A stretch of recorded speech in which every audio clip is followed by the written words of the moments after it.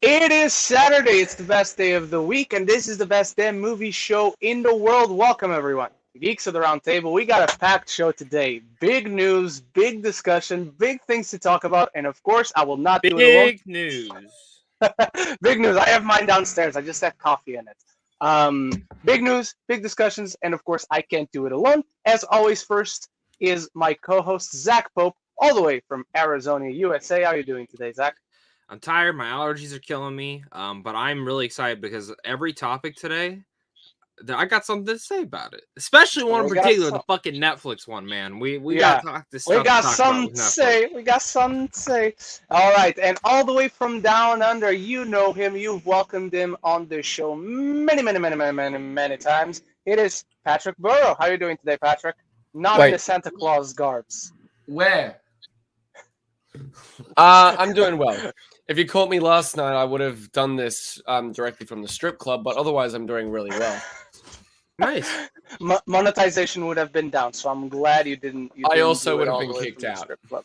Yes. Oh, I'll say yeah. that. The second you joined in, Ren would have been like, yep, nope, we're good. Oh no, I'm talking about. I would have been kicked out of the strip club. Oh, okay. Oh yeah, I understood he meant That too. the strip club, not the Oh, stream. yeah. I'm cool with the strip club as a background. But anyway, Patrick is not the only guest today, ladies and gentlemen. I've been pleading with this gentleman to be on this show ever since I met him, really last year, and I met him through Zach Pope. So kudos to Zach for bringing us together in friendship and in triumph.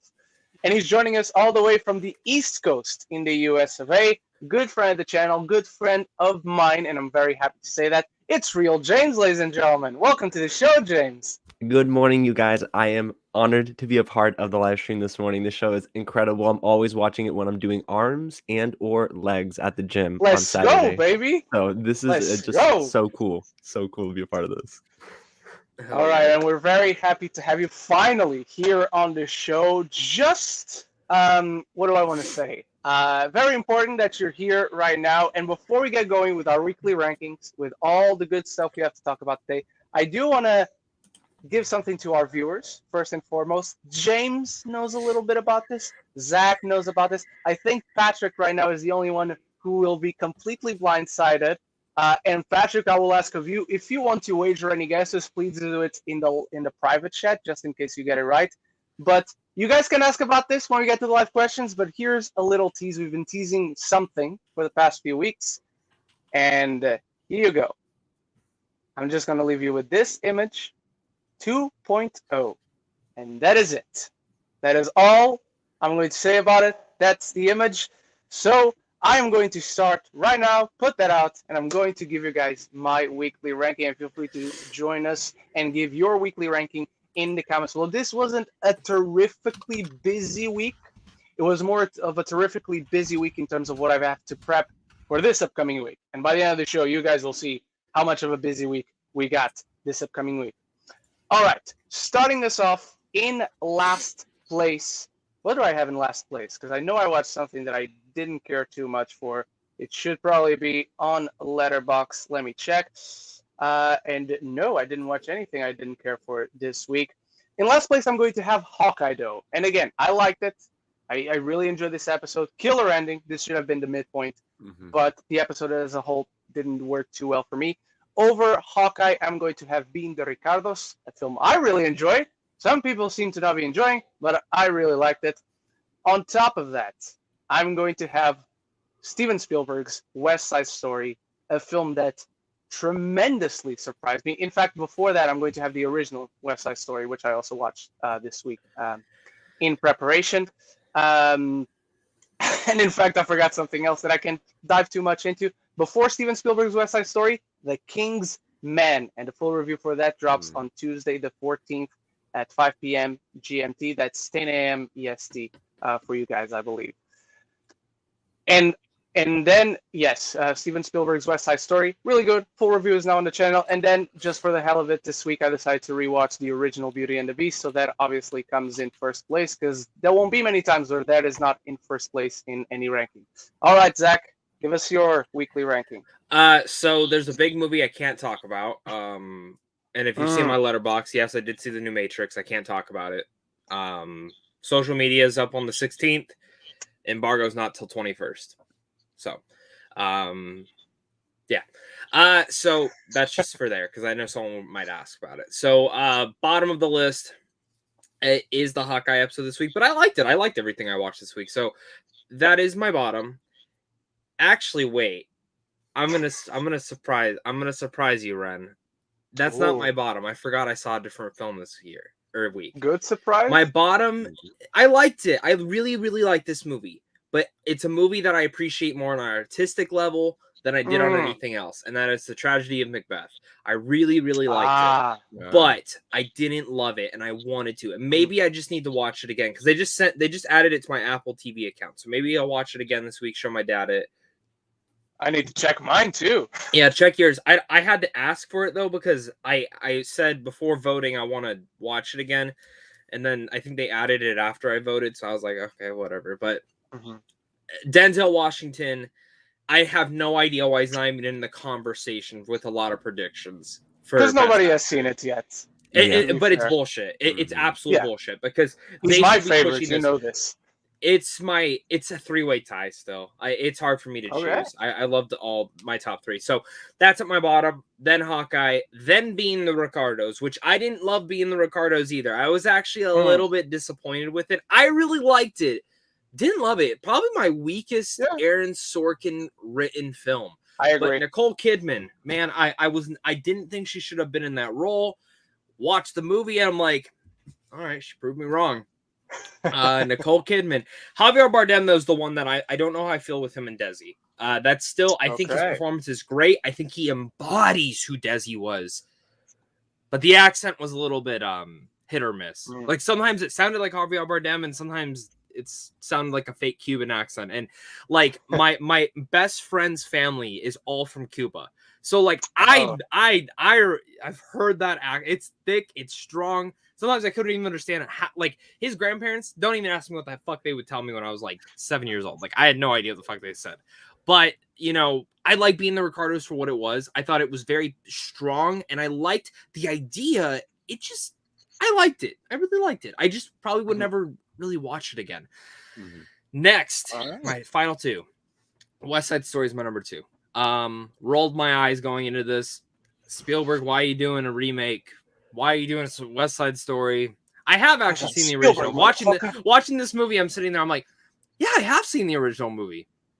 I know the original movie actually pretty well. So I knew every twist and turn watching the movie. But I like this version more. I think it's Spielberg. There's nothing else against that. So I will say though, my same issues I have with the original, it's the same thing here. Just not as bad. Because my biggest issues is I just don't believe the love at first sight with them. It's just something about me. I'm fucking cynical. I'm an asshole, whatever. I just don't believe it. I would rather believe it in a rom-com than I would in here. And that's the one part that didn't hit me. And then I don't like that this got in the way because usually it doesn't. But the Ansel stuff. Ansel stuff, if I'm being honest, did get in the way of me watching this movie. I sat there, and there's two scenes in particular where I looked at my sister who was watching it with me, and I was like, well, that was a choice to have him. So it got in the way.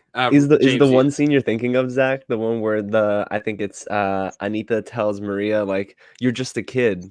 Or something like that. And I was like, this is weird. Yeah. There's a couple weird things like that. But again, I know like this. Okay, that's okay, Patrick. That's why I'm trying not to spoil it and for other people. But it's Romeo and Juliet. Australia's release is messed up. But let me say this: I don't even think Ansel's. I didn't think he was great as Tony. Even he wasn't stuff. I thought he was. But it's also a very challenging role. Let's say that it is. But Mike, I don't think it Mike Feist? Mike Feist as Riff. Holy shit! Great. My two favorites though was Ariana and Rachel. I'm not joking. I've been on the Rachel camp since she was not casted. I fucking love her. I didn't know I could love her even more.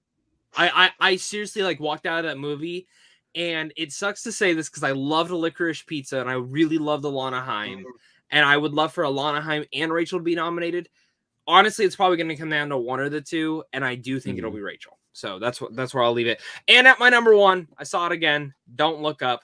Yes, one of my favorite movies of the entire year. It is not for everyone. I completely understand that. It's just this movie hit me where I didn't expect for it to hit me. It made me laugh. It made me laugh even more. It made me fucking yell at my TV. It made me yell at the fucking movie theater. It made me frustrated. It made me fucking sad and depressed.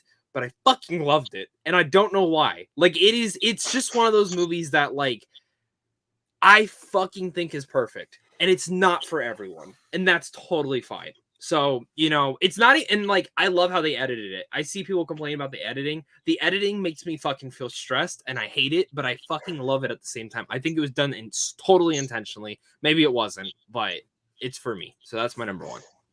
All right, Patrick.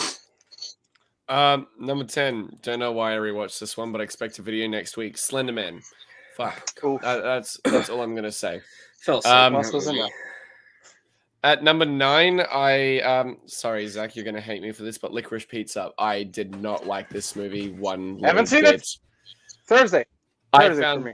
I'm just gonna say this. I found so many things blatantly offensive and just so wrong about the movie, and it made me.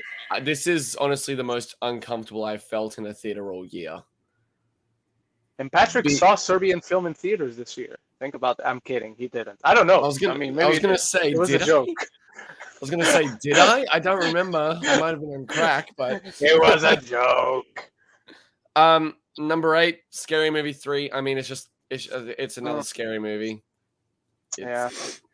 You've seen the good ones at this point. Yeah, I didn't even like number 2.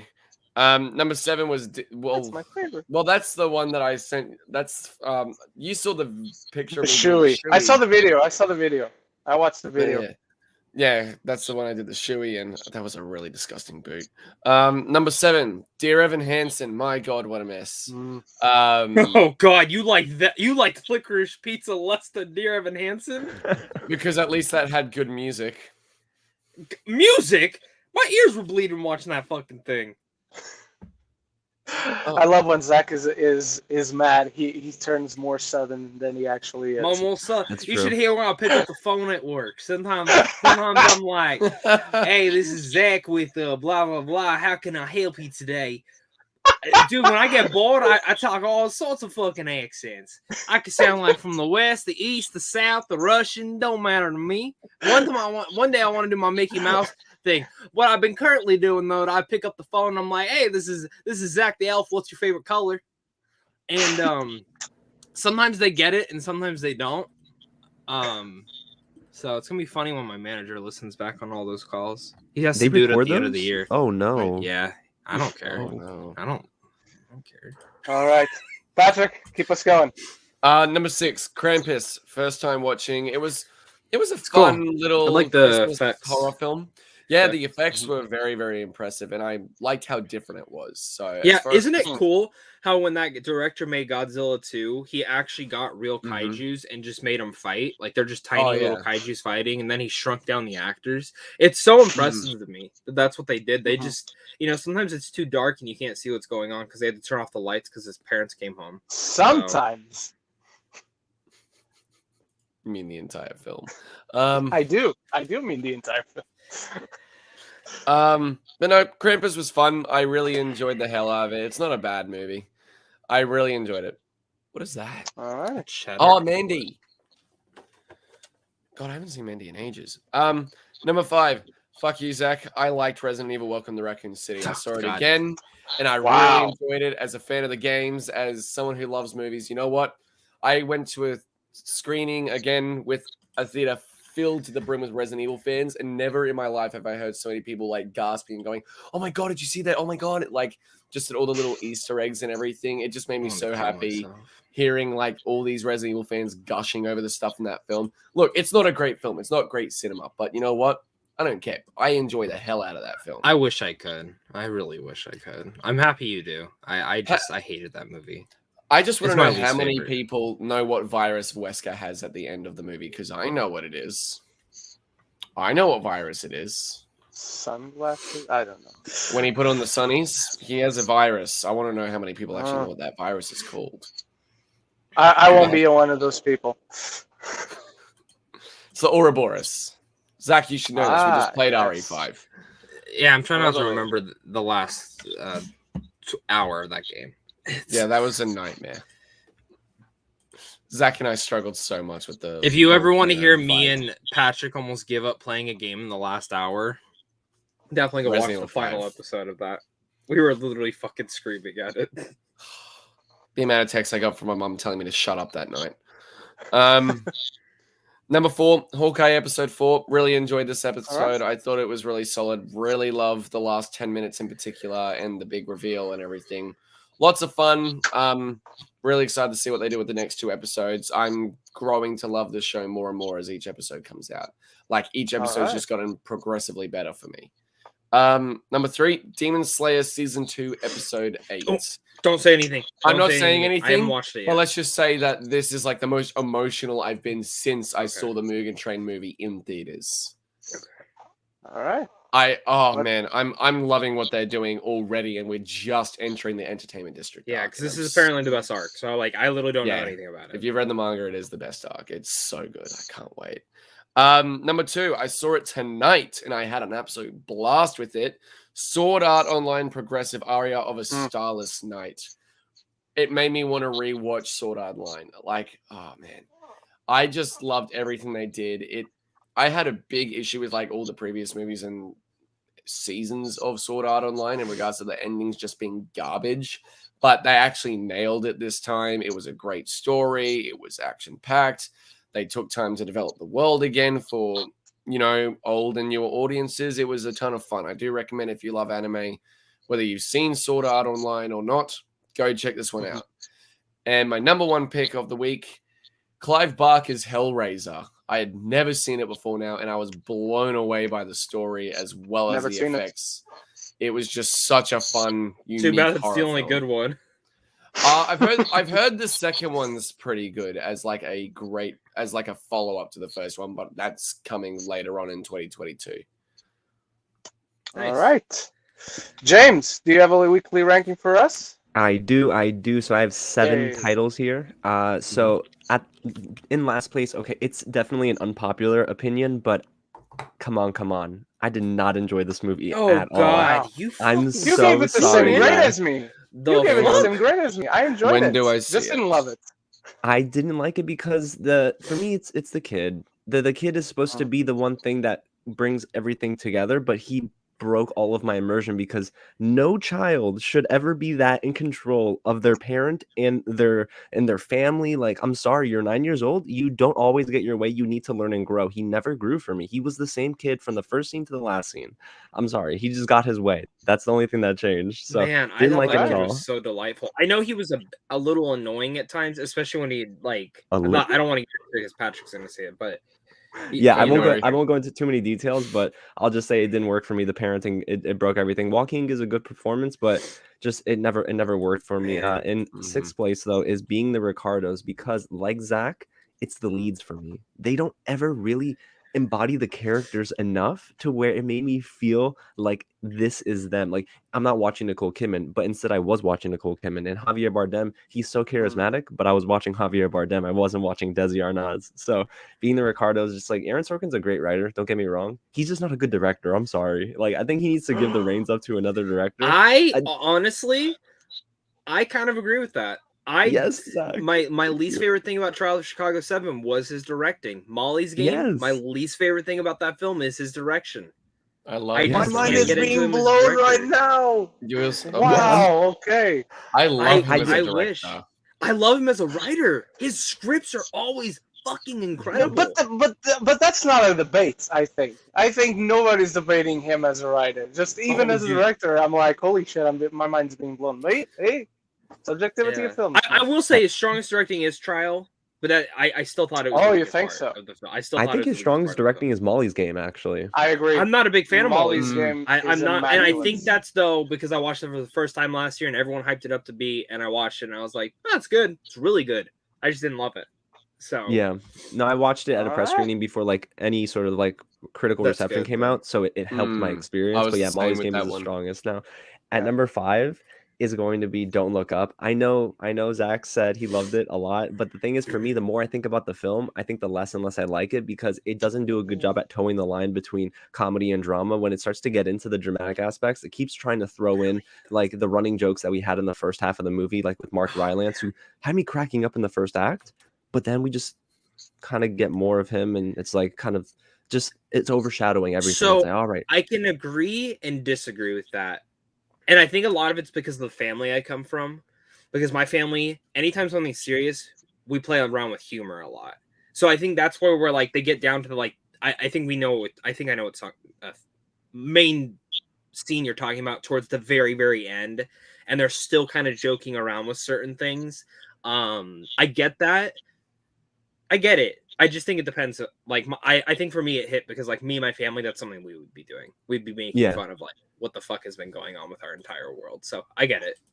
Yeah, no, I still think it's one of Adam McKay's stronger films. I just kind of wish I loved it a lot more after I left the theater. And I will tell you that my number 4, though, is like one thing I think we can all agree on is the greatness of Hawkeye episode 4. Oh my gosh. Like that episode is just, it's excellent. The thing is, like Patrick said, each episode is getting better, but with each episode that passes, it makes me want a longer season. I want like 3 or 4 more episodes for this show. I think if they did that, I feel like I'd be more comfortable with the pacing of the story, because I feel like just now we're getting into the thick of things when we should have gotten into the thick of things probably in episode 2 or 3. Like we're getting into it a little late. Ren, didn't we talk about this last week where the story we did because at the time at least, and I would say it still feels like that. It feels like, okay, there's still too much to put into the fold, to present, to connect, like certain like it's not the time to talk about that, but since we're talking about it, to me, we knew Yelena was coming in at some point somehow, but that plot thread to me with the whole watch thing is just, this is a sudden thing that we didn't set up at all before this episode, but we're introducing it along with all the other 1,000 things we're already doing. Yeah, I totally agree with you. But number 3, though, and this will probably make Zach happy, I'll probably get back in his good graces, is West Side Story. So West Side Story for me, I can't tell you that I hated the film. Now, do I have issues with it? Yes, and I voiced them in my review, but I will tell you that it's one of the more gorgeous films of the year. I thought that the writing was better for this adaptation than the 1961 version. The only thing is, because he focuses so much on the human element, I think the Maria Tony storyline is much weaker because it's just so much more unbelievable. Yes. Like, I agree. I can't stand that. Was my them. biggest issue with the film. They don't have any chemistry. If Rachel wasn't great in that role, I think that I would have absolutely didn't like the movie because of that. Also, let me say this. Yeah. She's amazing in the film, especially for someone who's giving a debuting performance, and she has the voice of an angel, literally. But she's not the best performance of the year. She's not the second best performance of the year. Like, as far as I saw discussing films saying, she's a favorite to win the Oscar, and I'm like, wait, what? They did? They said that? They did. Like, she's our front runner. I'm like, nah. I have Tessa Thompson. I mean, come on, Kristen Stewart. I'll say this. Kristen Stewart. I could see Rachel winning in a way of the Oscar voters didn't go for Diana. They didn't go for these other performances. They went for West Side Story, and that's what they saw. It just depends. Plus, the voting is very different this year. It's very different this year for every category, from my understanding. And so even if they have Rachel at number 5, if everyone puts her at number 5, she fucking wins. That's just how it goes. So if it's very different on how they're voting this year. So like in a year where like I don't think King Richard would win Best Picture, even though I really like that movie, King Richard could win Best Picture because if a bunch of people have it at number 5 on their ballot, it'll win. Even though it's not their top one. It's very weird how they're doing it this year, but I kind of like it and I kind of don't, but we'll see. Yeah, no, I totally get you. And at number 2 for me is The Power of the Dog. So it's funny, I thought I would hate this film because Benedict Cumberbatch was playing a jerk and I didn't know anything about the film going in. And I was like, this can't be the guy who's going to go and be like a front runner for Best Actor. He's such a jerk, it's unlikable. But somehow his performance made me feel sympathetic towards his character by the end. And I'm like, only Benedict can do this right now. This is insane. So that's a movie that's grown. I know Ren didn't like it, but the more and more I think about it, the more I wish I did. I've seen it 3 times and I'm fucking obsessed with it. I mean, when's the last time we saw Kirsten Dunst in a role this visceral? It's been a long time. Like, Yeah. she's It so amazes good me. in Her and Jesse Plemons are married, and they have like zero chemistry in there. But I think that's the point of acting. Maybe that's Well, actually, I think it's the the point of the story, if anything, because she feels like she doesn't belong when it should have been the other way around, where Jesse Plemons' character felt like he didn't belong, and then he ended up being kind of like his family in a sense. So, just such an interesting film. I loved it. And then at number 1 is, and I finally got to see it, The Green Knight, y'all. I love this freaking film so much. It shook up my top 5. This movie's incredible. It's David Lowery's masterpiece so far. And I'm not going to lie to you, Dev Patel needs to be cast in more things, because not only has he been great in everything he's ever led, like in Lion and now in The Green Knight, but Dev Patel is just such a versatile actor to where, like, Dev Patel for Reed Richards. I mean, yes, I dig that casting 100%, Zach. I didn't even know that was a fan casting until today, so I'm on that train. It's not. I just made Zach. It up. I love it. Okay. I love it. I think Dev Patel is just one of the best working actors in Hollywood, and this is an amazing retelling of a story that I kind of knew a little bit about, but I didn't know enough, so things were surprising. Christmas movie, man. Perfect time to watch it. It is. I can't believe it's a Christmas film, though. Like, what the heck, Zach? This doesn't have any like holiday cheer. The sword, A24 was selling the sword that he has to carry, and I was so pissed. I had it in my cart, and I was like, "Fuck it, I'm gonna do it." For 300 something, and they posted it like 5 minutes before I saw the story, and it was sold out. Not only was it a ridiculous price, dude, they had the Furbies from Uncut Gems, like when Uncut Gems came out, and it was $1,000. It was a fucking $1,000 because it was real diamonds and shit on the fucking Furby. Wow. Yikes. No thanks. Was I debating on using some savings on that? Yes. Did I do it? No. Please don't. I'm glad you didn't. No, we couldn't be friends if you. But yeah. So last thing I'll say is I lost my head at how good The Green Knight was. So that's I see what you did there. Hey. Nice one. All right, let's go to the chat real quick. Tony Movie Chappie, weekly watch for me. Number 1, Spider-Man 1 and 2. Number 2, Apostasy. I don't know what that one is. Number 3, Hobo with a Shotgun. I've heard of it, never seen it. And number 4, Hawkeye Episode 4. All right, Luis Feliciano. Weekly ranking. Which way are we going? Is this House of Gucci number 1, or is it? No, House of Gucci is number 150. Ren. I still haven't seen it. You don't have to, Patrick. I've got my screening on Thursday. All right. So House of I'm Gucci, seeing all the Spider-Man Spider-Man, movies, cool. including Venom 1 and 2 and Into the Spider-Verse, Sex and the City, TV show and movies, and in either last place or first place, Enough Said, which I don't know what that one is, I think. It's James Gandolfini. With Julia Louis-Dreyfus. I know exactly which one we're talking about after all. I haven't seen it. Don't ask. But I know I've never seen it. I just, for some fucking reason, the title and the poster have always stuck out in my head for my entire life. It's just them sitting down like on a couple of stairs. I don't know why. To a house, right? Yeah, I've always wanted to see it, and I just never have. So. All right, me neither. All right, everyone, it's been enough time. We're 30 minutes in. Let's get into our news topics. Zach, you're the man leading the charge today. Take us into our first very exciting topic. So last Saturday, Spiderverse, I should say, got its sequel first look. So as everyone's building this up, we're gonna get our first look. Where I'm like, nah, they're gonna show like a fucking picture. They're gonna do this. So I was helping my girlfriend do stuff, and I'm like, all right, it's gonna go up in like an hour. So I'm gonna go home. I'm gonna get ready. And let's see if something actually pops up. Sure as shit to my belief, they actually gave us a fucking teaser trailer in a sense, a clip of some sense. And I'm watching it, and I'm like, this is cool. They look older, so there's obviously been a time jump. I saw the moose from Mitchell's versus the Machines on the shelf, so that was cool. But then I saw how hunky-chunky Spider-Man 2099 was, and I thought this is fucking cool. I love the visuals. I love all that. Then in the very end, the title comes up. Spider-Man Across the Spider-Verse Part 1. Part fucking 1. And I flipped out. Because I was like, we're getting a second one now? That's official? Which makes sense because when Kent Powers came onto this film, they all mentioned that this film was way bigger than the first one and that they would be announcing something soon for what that means. And that means that they decided to split the story in half.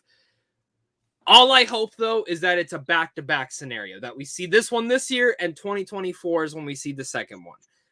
Hopefully. I assume maybe not because they didn't announce that, but I wholeheartedly love this. Spider-Verse was my favorite film of that year. It's one of my favorite films of all time. It's my comfort movie. I probably watch it almost 10 times a year. I was so blown away. And if you would have told Zach when this movie was announced that he was going to love it, I would have told you you're fucking crazy. I hated the idea of an animated Miles Morales. I hated the idea of the Emoji Movie fucking creators coming in to do a Spider-Man animated film. I hated it all. I didn't like the trailers. I didn't really dig the animation. I was just sitting there like, I'm not excited for this. And then I went to the press screening. I was the only critic there. No other critics showed up besides me and my friend. And then they had like maybe 10 other people who had won tickets to see the movie. And we sat down and it started and I fucking left in tears. And me and my friend were like, that was amazing. And I made sure to tell all the critics in my group, go see the movie before you vote. Because it was like literally a week before we were voting. They were doing one more screening. Everyone went and it won our fucking award for Best Animated Film. So, Ren, I want to start with you. What do you think of this tease? This looks amazing. Not only the trailer, but all the details that we got about how this will be bigger. Indian Spider-Man or India Spider-Man. I don't remember what it's called. India? Is it India Spider-Man? There's hints of it in there. Yeah, and he's called, I want to say Pavarkar. I think it's something like that. Check for me, Zach, please. But yeah, this trailer is extremely exciting. Not only because of how it looks, when we actually see the trailer. The creators talked about, they gave us a ton of details, how this is going to be the reverse of the first movie. This will have Miles traveling to all those universes. The charm, the energy, the chemistry is all there. Seeing Miles a little bit older is incredible. And Gwen is totally flirting with him. Let's not kid ourselves. It doesn't happen very often. We can totally see when it happens to other people. She's totally flirting with him on there, and I'm seeing my boy Miguel O'Hara. And by the way, I want to say, no one's talking about it. Everyone forgot that. I don't remember the actress's name. She was in The Lovebirds, but she's casted as Jessica Drew for this movie. Issa Rae. Yeah. So she's going to be Jessica Drew. With that. Yeah, but Oscar Isaac, not only he's coming back, we literally talked about this last week, Zach, and he told me you weren't sure, that not that you don't want it to be the case, but they confirmed Oscar Isaac will be one of like the leads in this film. It'll be Miles, it'll be Gwen, it'll be Miguel, which is very exciting. I hope at some point we get to see the new suit, the white suit on Miguel O'Hara, and Miles already has a new suit in this trailer, which in itself is exciting. I wonder what other Spider-Man we will see. I think to see. You guys think I see everyone else from the first one? I think Jake Johnson already said he went in, right? I think he said. I think so. I think we're gonna get some of them. I need Noir and Ham. I need Noir and Ham. Yeah. Actually, I think we'll get them. If we don't get them in this, part 2 officially, because now it's a trilogy, and I assume the second part, because the villain. I'm surprised they didn't say who the villain is, because the villain's been out there for a while, and I'm not going to mention it here if people don't know, but I'm actually really interested to see how they do the villain, especially with the animation, so this is going to be interesting. Tell me who the villain is in the private chat, and James, if you don't want to know, don't look. But yes, speaking of the part 1, it's the last thing I want to address before shooting over to James, who's like right below me. I hope this is a Matrix Reloaded Revolutions kind of thing, where they put part 1 out and then immediately announce, and part 2 is coming in 6 months or whatever. It's coming like very fast, because they're doing this deliberately. I don't think they want to wait a long stretch. I don't think they're Warner Brothers with Dune part 1 and 2. I think they want to put part 2 as fast as possible to cash in on that hype, cash in on that euphoria, and strike while the iron's hot, as they say. James, what are your thoughts on this and any speculations that you have? So I absolutely agree with you guys that this is an excellent teaser. It's the definition of a great teaser trailer because it gives you a little bit, some Easter eggs. It makes you want to go back and rewatch it. So it's not throwing the entire story out there because, to be honest, Zach, and I haven't seen who the villain is in the private chat, but I'll be honest, I thought the villain was Spider-Man 2099, excuse me. Obviously, they're fighting. That's who I thought the villain was. So I was like, okay, like that's going to be the antagonist here somehow, some way. So I didn't know that there was a big bad. I mean, maybe officially announce. You know, not who I was expecting. Clue. But I'm just really excited for the film because I think it's gonna just provide a lot of representation for characters who don't necessarily get the spotlight in these live action movies. And Sony's really taking a nice risk. It's gonna definitely pay off, of course, by highlighting, you know, different Spider-Man, like as a Spider-Man character from India. Like I do think that there's gonna be a lot of characters here that we get to see that one from India. I didn't know either, Zach. See, and that's the thing. It's gonna like educate a lot of us stateside that don't necessarily know too much about these international characters that have been in publication for years. So well, that was the cool thing about Penny Parker in the last one. I knew everyone else but Penny. Penny was the only character I didn't know that was like, and I know a lot of fucking Spider-Man, but that was the one I was like, oh, that's interesting. Exactly. And the one thing I will tell you though is I found it really interesting at the beginning. What was that title card that said "Meanwhile in Another Universe"? So was that Meanwhile in another universe? Yeah. So what is that? Yeah. Does that mean that's like Miles like for real? It's because in the first Spider-Verse, when they were going through the backstories, like how they got into the Miles universe, they were like, I come from another universe, and then the other person after that said, I come from another universe. And so on and so forth. Okay. Because everyone comes from different places. And I guess if we're looking, maybe it's coming from the perspective of the last scene we see in the first movie is 2099. So maybe it's like, we're going back to Miles' universe. That's true. Unless it's not Miles. You know what I mean? Maybe it's a different Miles Morales. I was going to say it could be a variant. You never know. No, I'm just kidding. Maybe Loki shows up. That would be don't say that, Zach. We don't need that. Seeing a variant Miles with Miles. All right. Like Patrick, give your thoughts, and then I want to do an over and under with everyone. Yeah. All right. I'm honestly so excited. Like, I literally voiced to Zach and Ren the other week. I think it was last week, how much I'd love to see Miguel O'Hara, aka Spider-Man 2099, on the big screen. Literally, like the next day they dropped that teaser, and I'm sitting there freaking the fuck out because I'm so excited to see him. Sony watches Geeks of the Roundtable confirmed. Oh, definitely. We know Marvel does after everything they do with Quantumania. I want to get my check, Feige. Give me my check, boy. But no, I'm so excited, and I, like Zach, wasn't very excited for that first film. I again wasn't a fan of the animation like Zach. The trailers didn't impress me. I thought it looked a little bit cringy, but I still went in as a fan of Spider-Man, and I remember walking out of that theater just with the biggest, goofiest smile on my face because I saw probably the best Spider-Man movie at the time since, 2004. And I was just so happy. So one, knowing that we're getting another movie in this universe is great. But two, knowing that it's only part one is even better. And it makes me so excited knowing that not only are we getting Spider-Man 2099, but also this is only like part one. And then now that, Zach has, in the private chat said who the villain is, makes me even more excited once again. Like, it's going to be a very interesting film. Mm-hmm. I know we all shit on Sony sometimes, but I think we all got to give credit where credit is due. That first movie didn't make a huge amount of money. Honestly, I don't even know if it made its budget back. I know it made money, but I don't know if it made its budget back. But since it was so critically praised, I think they had that thought that this is going to do good. And I think we got to give Sony credit, because if this is Warner Brothers, we wouldn't be getting this movie. That I'm just being flat out honest, is that we would not be getting this movie. And I think that's really cool. And then the fact that they're giving them a second part, like that they were like, we need to do this story in 2 parts. They're like, yeah, let's do it.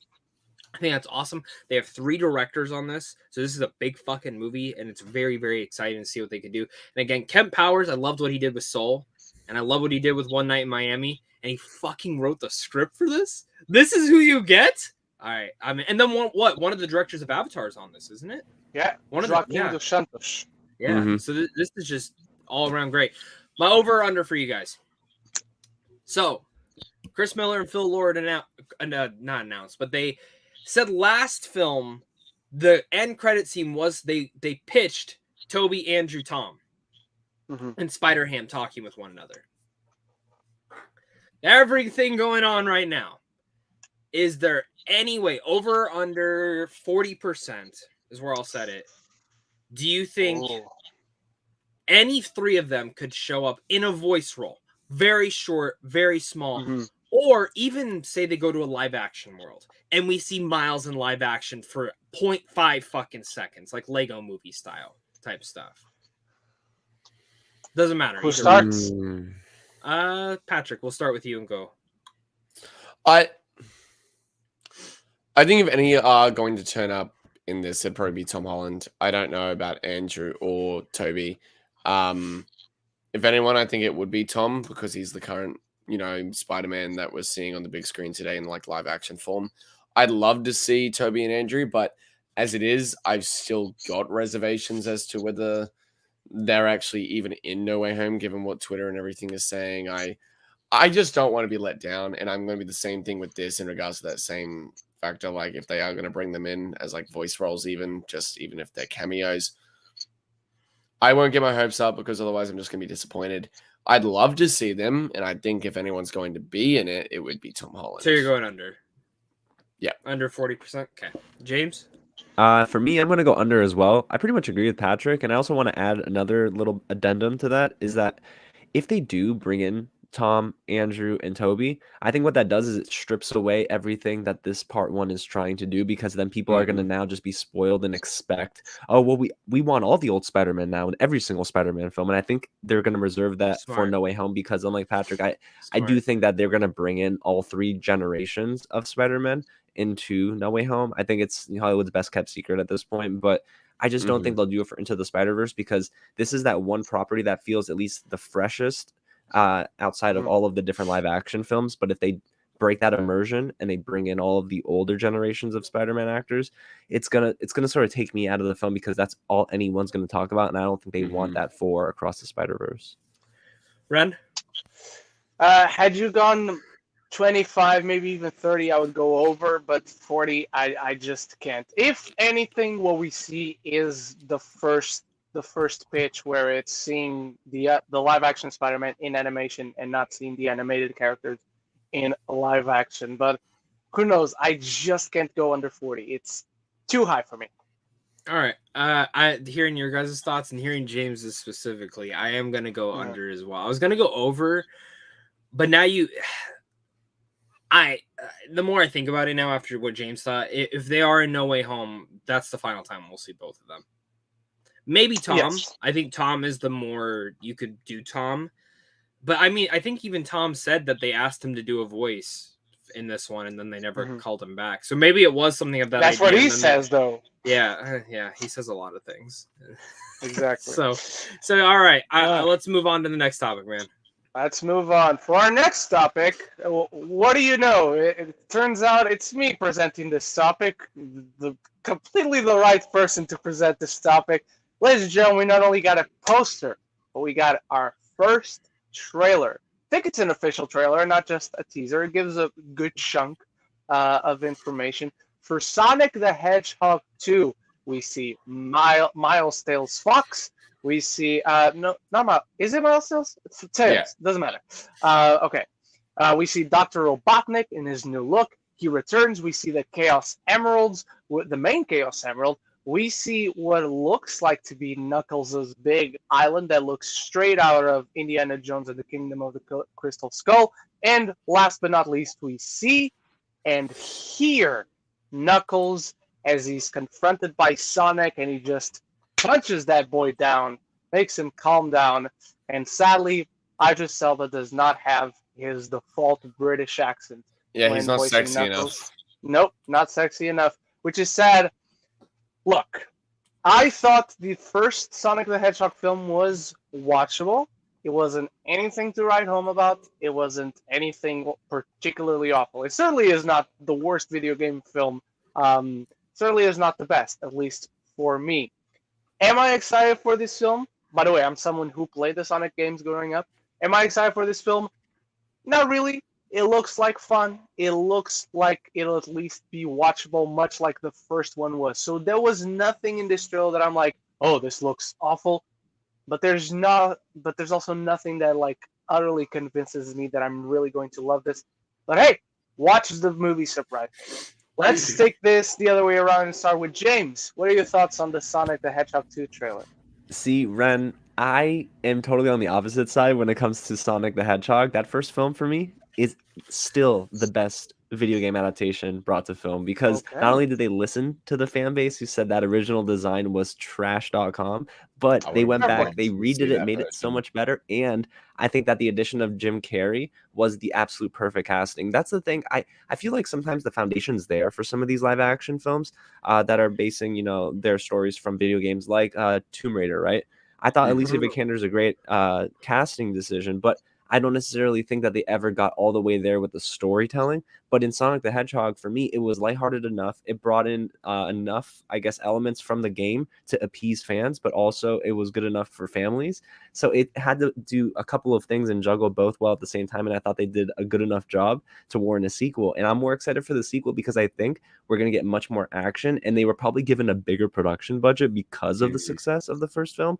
And also, they won't have to worry about, hopefully, a spike in cases when it comes to COVID, because if I'm not mistaken, I think the box office run was cut short for Sonic the Hedgehog, right? Because it was, of but it still made a fuck ton of money. It did, besides Zach. It did. Just by a slight bit, thankfully. It wasn't by too much that the box office was cut. Yeah, it wasn't like an Onward situation where it's like Onward came out and then like the next week, boom. Yeah, it wasn't like that situation. Onward was cut off like a week or two like after it came out.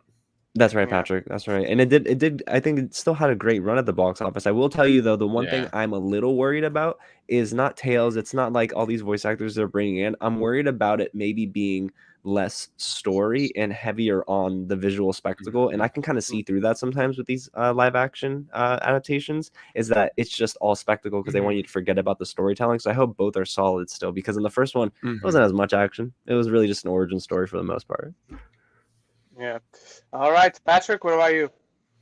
I'm kind of just in the middle because I enjoyed the first one. I thought it was a fine film, but I didn't love it. I'm also not someone who's connected to Sonic by any means. Like, I never played Sonic growing up. I only started playing Sonic when I was maybe like 16, 17 years old. So I've only been playing games with the character for like 3-4 years. So I'm not well versed. I'm not connected emotionally to the character or anything, but I can say that this definitely seems like a bigger film. And, you know, the Chaos Emerald's great incorporation. I'm excited to see Knuckles because the Sonic games I have played, he's always been my favorite. I was really hoping that they do Shadow third film, baby. Well, I actually am theorizing that the mid-credit scene will be the introduction of Shadow. And then they'll all team up and everything to take down Mecha Sonic in the next one, which would be cool. Is it Mecha Sonic? Is it Super Sonic? It's Super Sonic? Okay. But no, I can say I'm excited. I think the action looks fun. I think the jokes, again, look fine here and there. In the trailer, they looked a little bit but, you know, I'm not going to lie. I did laugh a bit when he grabbed the missile and threw it back, saying "returning to sender." That I thought was just great. But, you know, I think it looks fine. I'm not going to rave about it. I'm not going to be like, hey, you need to see this trailer. But I'm not going to say don't watch it because obviously we don't have the film. I'm still going to see it. Yeah. Because I thought the first one was just fine. All right. Zach, how about you? So I'm fucking out of my mind excited about this movie. I really liked the first one. Didn't love it, but I grew up with Sonic and I thought, again, just like James said, there was enough in there for me to be like, as a Sonic fan, I'm really happy about this. Not everything worked. The Olive Garden tie-in fucking stuff like Transformers, that was terrible. But the fact that they went back and did the CGI again, because that first trailer, I was like, what in the fuck are we watching? What is Nightmare this? Fuel. Then they show the redesign. This is cool. I love this trailer. This is everything I wanted to see and more, because I listened to a podcast with the writer and director talking about this. This sequel is what they wanted the first movie to be, but they weren't allowed to because of the budget restraints. And the studio told them, you get one character. You get one visual effect character. So they chose Sonic, obviously. where they said their original idea was to introduce the Chaos Emeralds. Their original idea was to go more into what Sonic is actually about with Knuckles, Tails. So I don't remember what that podcast is called, to be honest, that interviewed them. But from James's point of view, I understand why you'd be worried. That podcast literally stated what this film is about. And I wish I could remember. I don't want to get into details because they do go a little bit more spoilerish than I would have liked them to, because I think they didn't know if they were going to get to be able to make that film. And I'm sure they probably changed some things, but hearing that story, I'm really fucking excited for this movie. I'm really excited for this movie now, because it's like now they're like, this was the prototype. Now we can do what we want to do. And I think that's awesome. I'm glad they're following the lore too, because everyone thinks Knuckles is a good guy at first. No, he is a bad guy at first, and I love that. And I will say, Shadow's coming in the end credit scene for this one, man. Come on. We all know. Best character. And who's going to play him? Calling it right now. The man, the myth, Macaulay the legend, Culkin. Jake Gyllenhaal. Oh, okay. Jake Gyllenhaal? I want Jake. He keeps fucking around. He's doing ambulance and stuff like no. Yes. No. Yes. Fuck that. But it's I'm about big drive. It's about power. We stay hungry. We devour. Come on. It's Shadow, baby. My headphones, go to work and just go. You don't have the stamina for this, baby. Come on. Very excited. But yeah. And sorry, Ren, I didn't know you'd share my screen so fast. I was like, what is that? And I just want to show it real fast. I thought it was really cool. Yeah. So it is cool. Do you want to show it real fast then? Yeah, sure. So the first poster for Thor: Love and Thunder has been found and spotted in a store. This is our first look for it. So I'm looking at this as we're doing this, and I'm like, oh yeah, Thor, and we got another Thor. And then I thought, I'm like, wait, that's Natalie Portman. Holy shit, that's dope. And we got Gore the God Butcher to be found though. Yeah, it's interesting. The second I saw this though, I'm like, yep, that's Taika. That's something Taika would do. Yeah. Can I ask you guys a question though? Do you think this is just too busy of a poster? Yep. It's not a fit. This is like one of those posters that you buy on like a shirt, you know? But it also seems like a Marvel poster. Yeah. It looks very much so like a poster I'd find at Comic-Con that would just be slapped together. Why isn't Gore the God Killer on this? Or God? Because they're probably not trying to reveal him yet, Zach. Exactly. But yeah, I think that kind of poster works if they're more like drawings of the real life people and not actual like photographs of the real life people. But if it's more like comic art, I think it really works. But let's see until it gets officially sent out. All right, Zach, you get all the good topics today, so throw us into the third official topic. Man, this one got me excited. Christopher Nolan's film continues to grow. Oppenheimer's cast continues. Woo. We got Florence Pugh. We got Rami Malek. And we have Benny Safdie, which I thought about this last night and I wanted to say it today. I think he's acting a lot more because I know, Ren, you don't love Uncut Gems, but I think as a director... That's an understatement. I know you hate it, but... I'm with you, Ren. I really think that he's going to act a lot more so he can see all these great actors directing and I think maybe add to their flair because now he's worked with Deborah Chow for Obi-Wan. He's worked with PTA for Licorice Pizza. Christopher Nolan now. I mean, those are... He's a good actor, too. So, the one that I love, though, in this, Florence Pugh, man. Of course. Fuck yeah. Just... so good. Really, this is... I wish it was coming out next year, because I would have said, this is my most anticipated film for 2022. But, no. Dune Part 2 still has my heart for 2023. Very excited to see what they do with this. Patrick, kick us off for this. Look, I'm sold just because of Florence Pugh. Like, honestly, she's my fucking celebrity crush. Has been ever since I saw her in oh god, what was it I saw her in? Fighting with My Family. No, Fighting with My Family. Ever since I saw her as Paige, I've just been in love. So I'm there immediately just for her. But Rami Malek as well, great actor. He was one of the only things I should say I liked about Bohemian Rhapsody. Sorry, I think that movie's a bit of a mess. But you know, he's also been great in so many other things. Like I thought he was actually very underrated in No Time to Die this year, a movie that, I didn't love, but that's He's because I've great. never been a big James Bond fan, and I think that's where it comes from. Not that the movie's bad, I think it's phenomenal. I think he's really good in it as well. I think Also, the character sucks, but he's great. no, He's that's exactly great in how the I role. feel. The character's not great, but he is phenomenal in the role. And he gives one of my favorite video game performances of the last 10 years. Hello, Josh from Until Dawn. Oh yeah. The guy has range, and I honestly don't remember who old mate. What's his name again? Benny Safdie, is it? Yeah. Yeah, Benny I don't. Safdie, yeah. I don't remember seeing him in anything aside from Licorice Pizza this week. He's also in Good Time. He He is. plays That's right. He's the Good Time. brother. He's the brother. He's very good in Good Time. Now that you mention it, yes. And you know what? He is one of the things I really liked about Licorice Pizza. I will say that I did like him in the role in Licorice Pizza, even though I didn't like that film. All right. Sorry, Zach. Jim, what about you?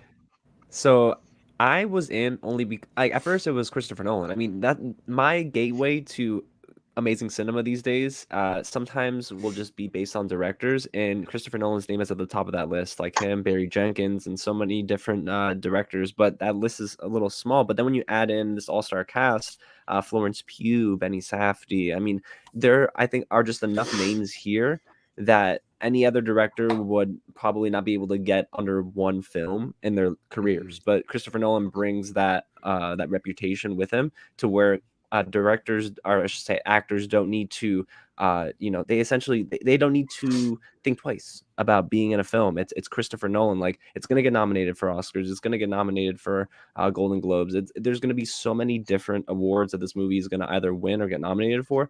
But what I'm excited to see is how he takes source material that is pretty uninteresting and makes it interesting. Because I'm not going to lie, I went back on Wikipedia and looked up like this history and stuff, and I was never really, like, my heart wasn't racing. I wasn't necessarily trying to envision how. Well, James, he's buying a bomb. He's buying a real atomic bomb. Like, that's where all of his budget's going to. He's gonna blow a real atomic bomb. I'm like, I don't know how exactly he's gonna make this like interesting. He's Chris Nolan, I trust him, but like, to me, Florence Pugh is that one cast member that I'm most excited to see, because her career is not slowly on the up and up, it is on the up and up. I think she's at her peak right now. Not only is she playing a major character and a major role in the MCU, but she's had amazing performances in the past before, like Little Women. She did great in Fighting with My Family. I mean, she is just that one actor, I think, that is not only just broken through the ceiling, but she is essentially on her way to top tier talent, to where she is already an A-lister to me. But now working with Christopher Nolan, this is going to take her career just like to an entirely new level. So, I mean, Oppenheimer, to me, it looks good because of the cast. I'm a little worried about the story, but I'm just excited because, like you said, Zach, it's about buying a bomb. So now I think about Dunkirk, and the ticking in the background. Do you think we're going to get that again? I'll be Hans so Zimmer scared. does the score, but I don't think Hans Zimmer is doing the score, right? I think it's Ludwig. Is it? Yeah. I think it is Ludwig too. But didn't he do that thing in Tenet too, where there was like Ludwig. there was always this unsettling noise in the background, like during the opera So scene, probably, and I was yeah. like, stop. But this. and that's the thing, though. That's what makes me excited. Because if you would have announced McG is doing a Oppenheimer biopic, okay, I don't care. You say Nolan is, though. That's what sells me. Because I don't really care. I'm kind of over biopics, but my interest is seeing how Christopher Nolan handles it now. Has he done a biopic before in the past? Nope. I'm trying to think. No, because I don't remember. Because I don't. I mean, No. No, he has not. I mean, unless you want to think Batman is real, which I like to think he is, so that could be a biopic. So we're about to get a 4-hour biopic, aren't we, guys? A 4-hour, and I'll be there. It's no secret to any of these gentlemen sitting with me. It's no secret to you guys watching. Nolan is my favorite director of all time. He's my favorite director working today. Not only this cast that was just added, that has Rami Malek, who is amazing, Benny Safdie, who I like, but think about the casting that was already announced with Cillian Murphy, Emily Blunt, Robert Downey Jr., Matt Damon, and now who to me So is the whole budget going towards them? It seems that way at this point. Now, to me, he also adds the name you all brought up, that is the most important name of these new additions. To me, top 2 best up-and-coming, they're already big names, but up-and-coming actresses working today is Anya Taylor-Joy and Florence Pugh. She has my heart. I will watch anything that she does, that she's in, no matter what. I think would let she's either incredible. of them dominate me and humiliate me in a minute. Well, that's Geeks at Roundtable After Dark. No, let's not get ahead of ourselves. But not that I disagree with Patrick. But not only that, not only the Nolan part, the Florence Pugh part, it's an exciting mix. It's an exciting combination that I'm very curious to see. How does he direct Florence Pugh? How is Florence Pugh directed by him? All around exciting stuff. This Oppenheimer thing not only continues to add amazing talent, and it's never a bad thing to add talent, but it just makes things more. At this point, I don't care what the film is about. The film could be called "Pooping in a Bucket" for 2 hours, and this cast, this director, I would watch it. So everything about this is exciting. No, "Pooping in a Bucket" is a reference to Nomadland, and Nomadland was great. And I try to forget it. So good. All right, let's go to our penultimate topic, which is less exciting. It's bad. It's sad news. It's not bad news. It's sad news. It's bad that a ton of people lost their jobs because Netflix, after what has it been? 3 weeks since it came out? 2-3 weeks. Cowboy Bebop is canceled after 1 season. Now, I really like the show. Zach really enjoyed the show. James really enjoyed it. I don't think you really enjoyed it. I think you enjoyed it. Correct me if I'm wrong. And Patrick, what did you think of Netflix? I really enjoyed it. Really enjoyed it. This is a roundtable of 4 people who really enjoyed the show, and yet Netflix. It's not the most shocking thing that they canceled this because the word of mouth was very 50-50 on it. Obviously, there was a ton of vitriol on Twitter because yes, that's just what Twitter does. That's just how Twitter works. But then Zach threw a percentage, an average. And I got it from someone on Twitter, just so everyone knows. He got it. He got it. Math. I am not good. Can you find that percentage just through the message that he sent me yesterday while I say something? That I also saw a tweet yesterday that puts something into perspective, which is whenever you do a show, a film, production companies spend millions on this, and if they see the investment is not worth it, they bring it down. Keep it on lock. I don't understand Netflix's thought process here because they spend millions and millions, and clearly that was passion, clearly that was craft, and yet after 3 weeks they completely give up. Now, when I ask why, obviously we know why. Streaming services work very differently. They didn't push the show. How they did. They did not push that fucking show because every time I log into Netflix, but they're always horrible with marketing. Netflix is the worst when it comes to marketing. Sometimes even there on are the a lot of their itself, shit they though, push. Why the fuck am I seeing Tiger King? I hate Tiger King. I hated the first show. I didn't even fucking finish it. And they have this spin-off fucking show on the front of my fucking Netflix page. Where's I would rather see Red Notice showing up. Like since Cowboy Bebop was released, I did not see it in my recommended or featured or new tab on my homepage. And it should because a lot of my stuff's anime. Like well, mine's the same. Yeah. I don't understand. I really don't. It's almost as if like it was purposefully buried because at least on my account or any of my mates' accounts, because they really wanted to watch it and couldn't find it, on our featured page on Netflix before actually going into the search bar, couldn't fucking find it. It was not pushed even on the actual platform. No. And you know why, though? It's because it didn't trend on that top 10 thing. I guarantee that's why this didn't go. Zach, it did. It was number 6 or 7, but for about a week, and then it went away.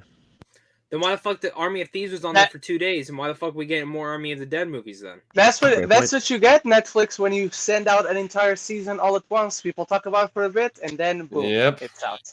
Weekly release. Netflix knows this works because they just did that kind of with Arcane. And I think week after week after week, people were talking about it.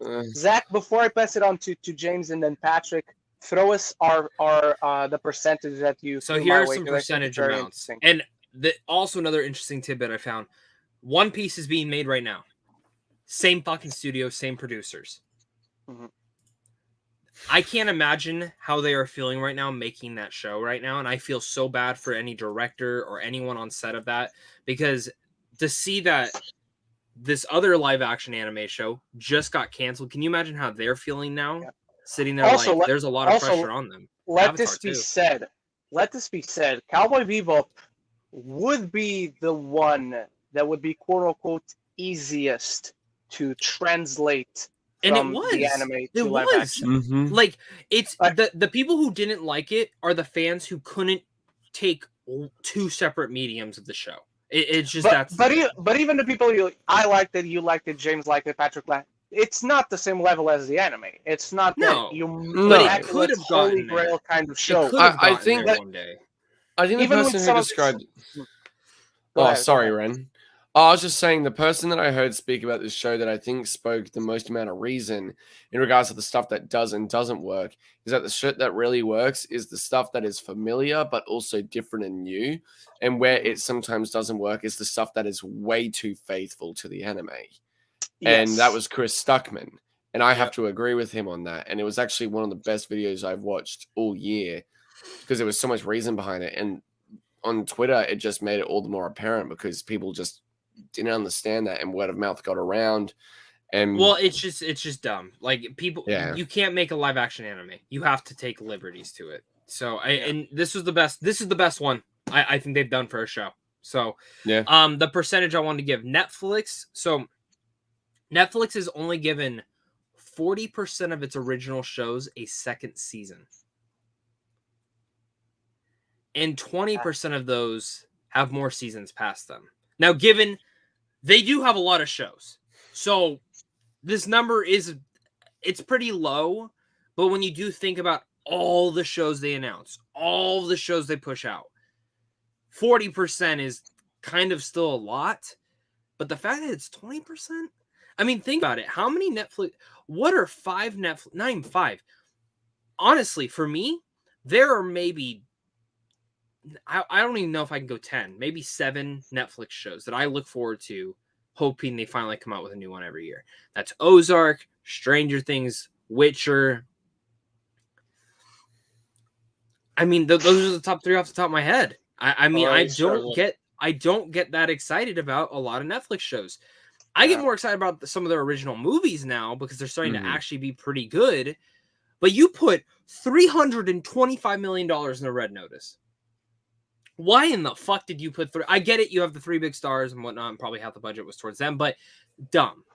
I love Netflix. I think they put a lot of good content out, and this is coming from someone who just, it's frustrating. I understand why the show was canceled, but there are a lot of shows that have been canceled by them that shouldn't have been. Dark Crystal, Age of Resistance, motherfuckers. I remember it. I saw that shit. I saw what you guys did to one of my favorite shows. I still haven't. James, what are your thoughts on this?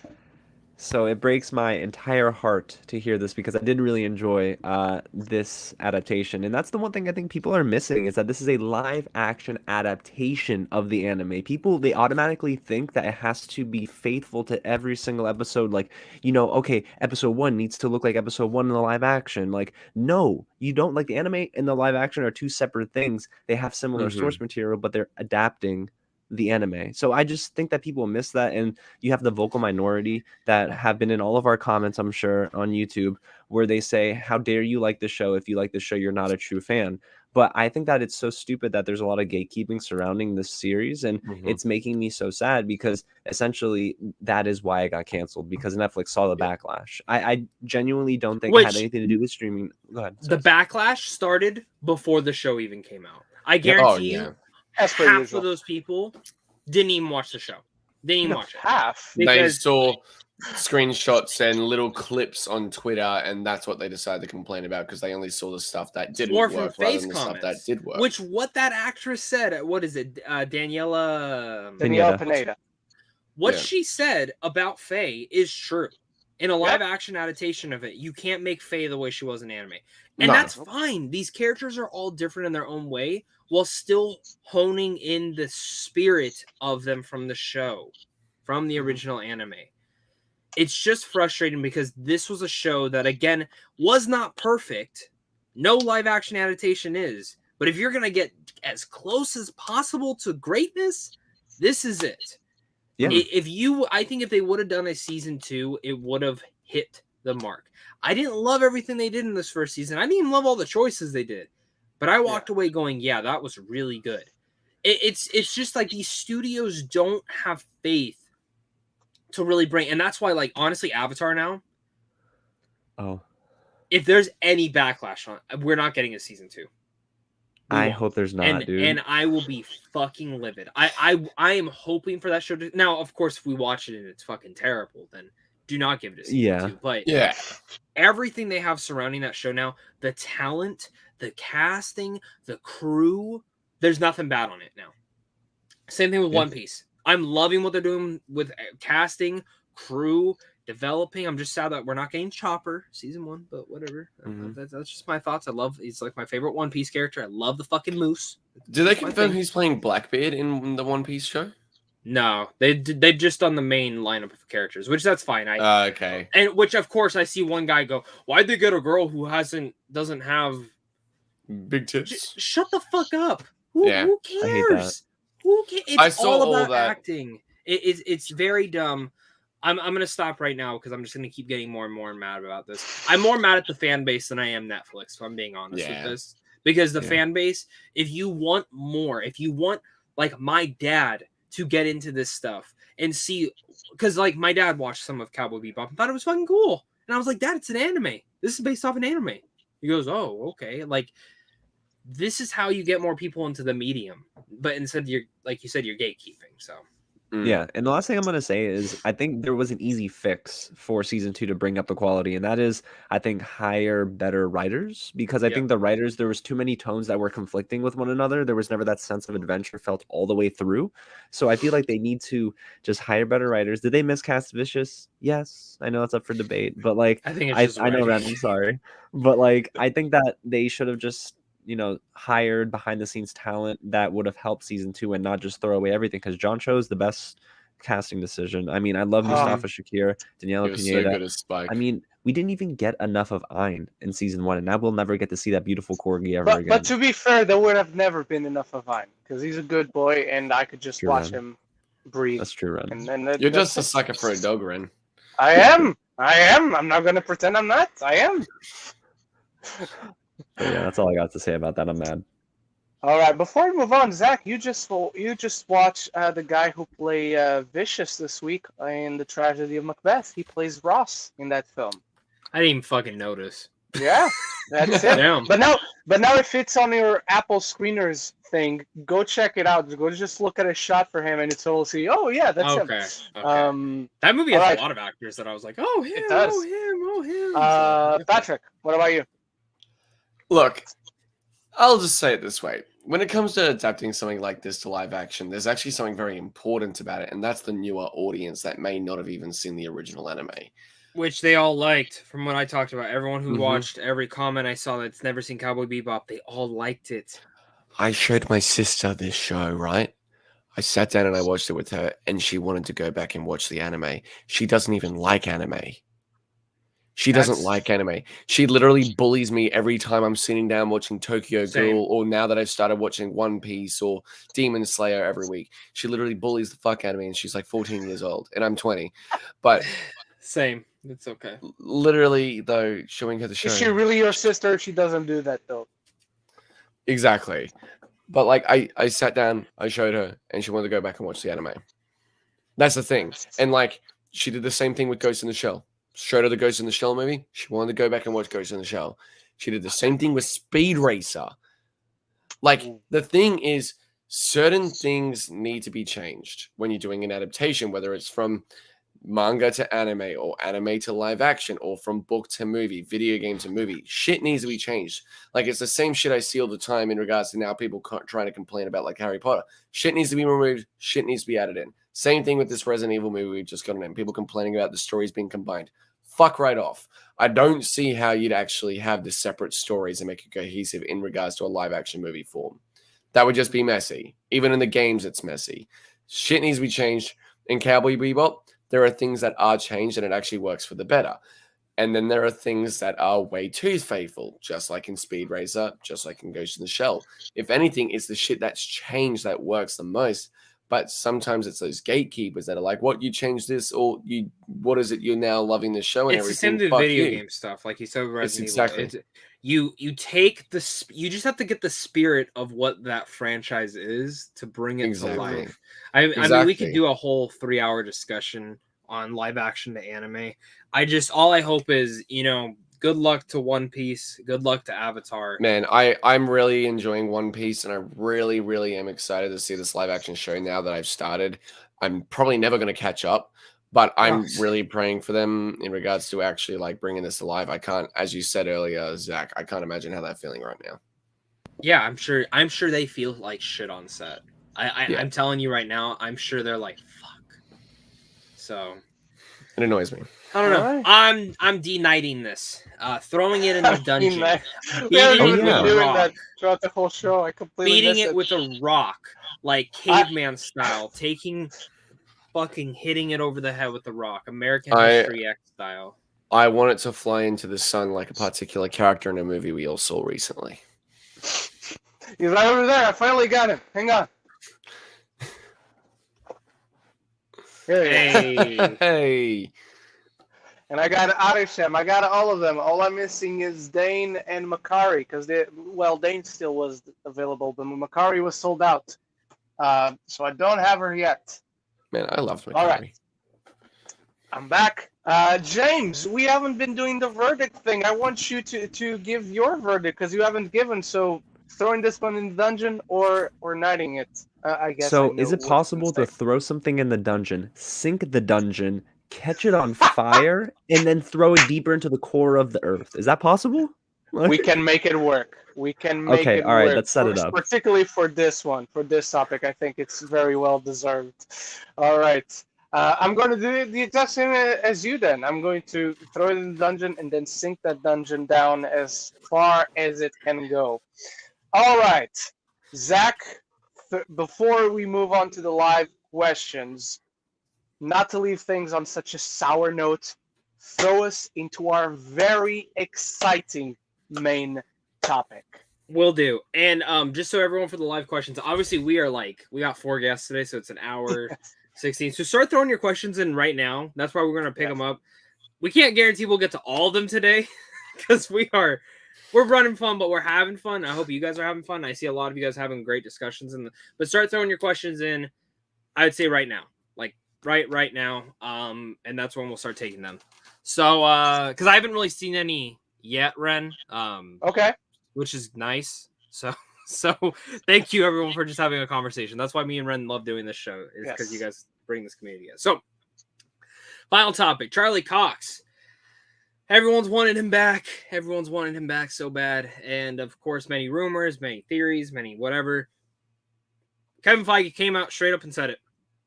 He was asked, didn't say where he's showing up at, but he was asked during the No Way Home junket if Daredevil was to be in the MCU, would Charlie Cox play him? And Kevin Feige said, yes. If we were to use Daredevil in the MCU, Charlie Cox would be our actor. Point blank, that's it. That's all I needed to hear. That's all I needed. I don't care where he shows up at. Just give me him. Now, I'm not going to go any further because I'm pretty sure on where he's going to show up in. I have 5 different guesses. But what I will add to this is I saw one argument of saying we should be appreciative of this. And I think if we're all caught up on Hawkeye, clearly we know who's showing up soon as Uncle. Next episode. And I'm really happy for this. It makes my heart happy because I never thought I'd be able to see him again. I know these will be a different interpretation. And I'm not trying to be a spoiled brat. But I'm just saying this. If it doesn't turn out this way, that's fine. But if we do get these other actors, I'd be happy. I want the whole cast back. I want Foggy. I want what's the girl? Deborah Ann Wolf. I want Aloyda Young as Elektra because I fucking loved her. I think she's so underrated. I was so sad to see she did not come back for the new Hitman's Wife's whatever fucking bodyguard movie this one time around was. Was she was not. One? She was in the first one. She was the love interest, and I fucking thought she brought such a thing to it, and then they just said they broke up, which I thought was fucking stupid, but whatever. But I'm glad she wasn't in the second one because I saw the second one. I like the second one more, but I want both Johnny. mediocre. I want Johnny back as Punisher. He's fucking incredible, man. I want to see Punisher team up with Ghost Rider and then team up with like fucking anyone else. And then I want Mike Coulter back as Luke Cage. I don't want Iron Fist back. That's fine. Keep him out. I don't. Well, even Tom has said that he wants Bernthal back as Punisher. They've all because they're buddies. Johnny's the different one though, where he came out straight up and said, "I'll only do it if it's something I like." Which fair enough. I like that. And I'm wondering what that means. I think it'd be cool to have him show up in Deadpool. That's just me. And Zach, didn't John Bernthal say that he would only come back as Punisher if it was dark enough source material too?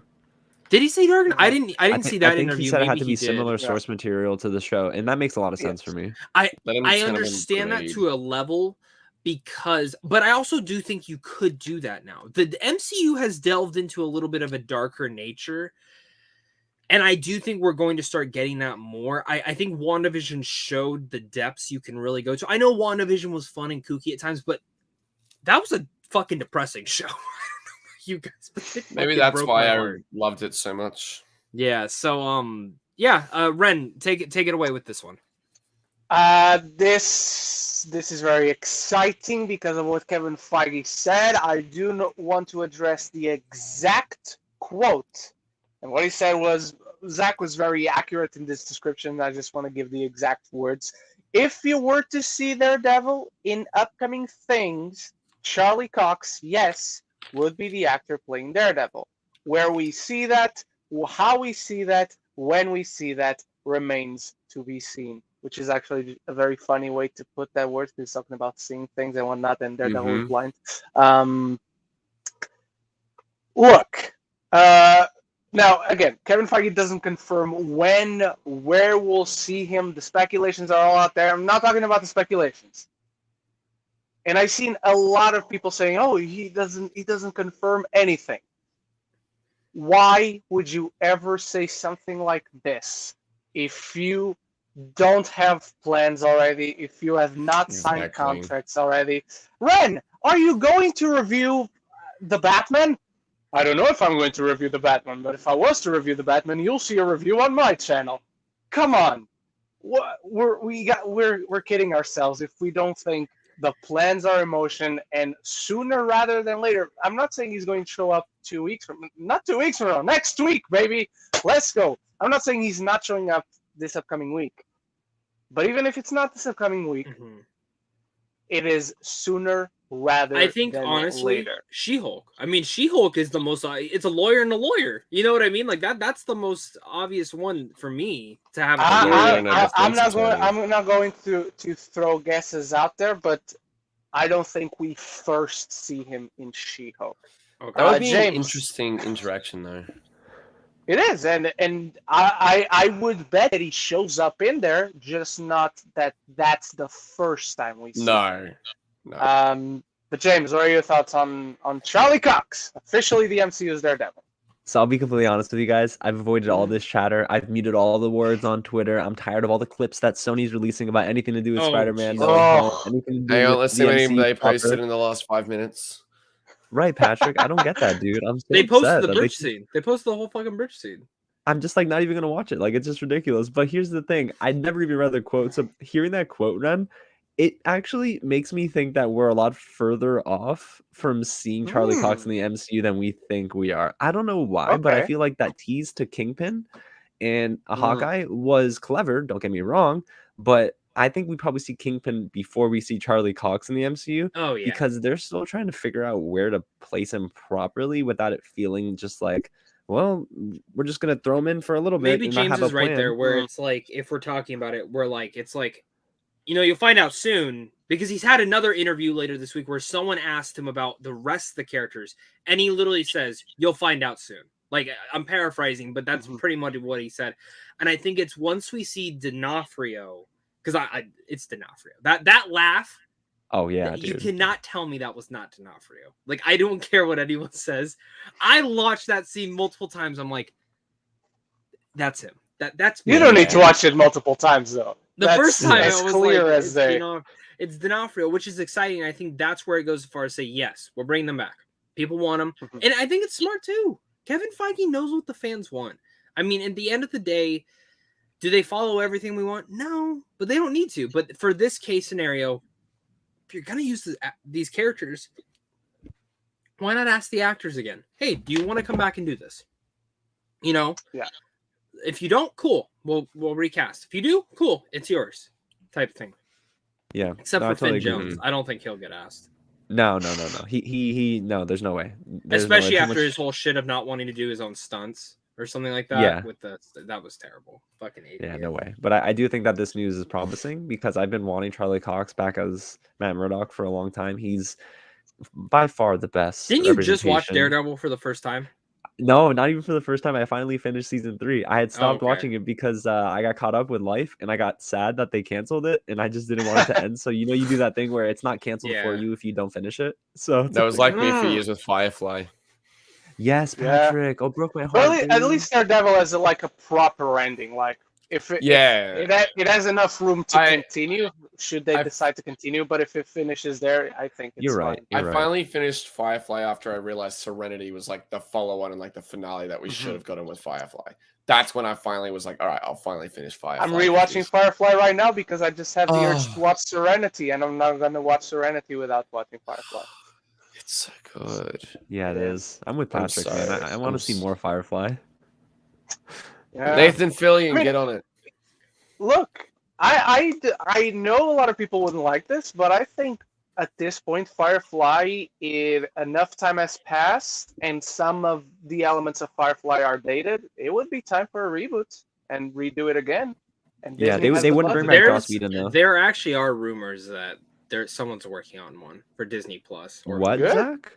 Cool. Yeah. They're very. I like that. They've been around for a while. I think the problem is though, Joss Whedon still technically has some rights to it, and I think that's the reason that's been kind of held back is because he's kind of blacklisted right now. Yeah. Oh no, he is blacklisted. No doubt. He is very blacklisted. All right, Patrick, what are your thoughts on this? On the Daredevil thing, not Firefly. No, I'm excited. I'm sorry.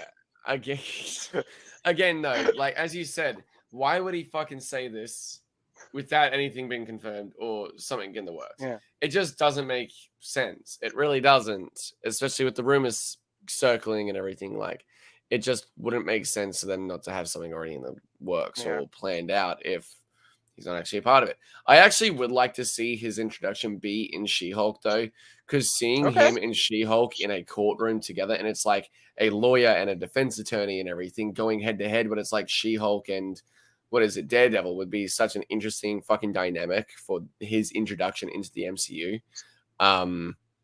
But no, it does make me happy. And it gives me hope for seeing like Luke Cage and Jessica Jones even return. I'd love to see like a David Tennant, return for like the MCU as Kilgrave.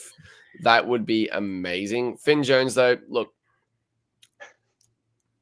he was in Wrong Turn fucking 5. Okay, let's just put it that way.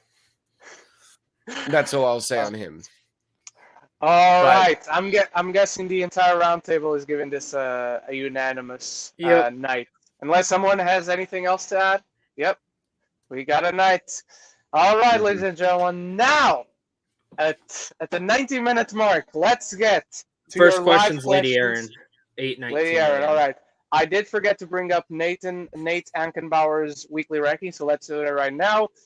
Sup guys, didn't watch much this week, but number 1, 10 Things I Hate About You. Number 2, Harold and Kumar Escape from Guantanamo Bay. And number 3, Amazing Spider-Man. I definitely agree with that ranking. I thought Zach was going to get mad right now. I thought he was about to like turn his neck around and like fire would be in his eyes.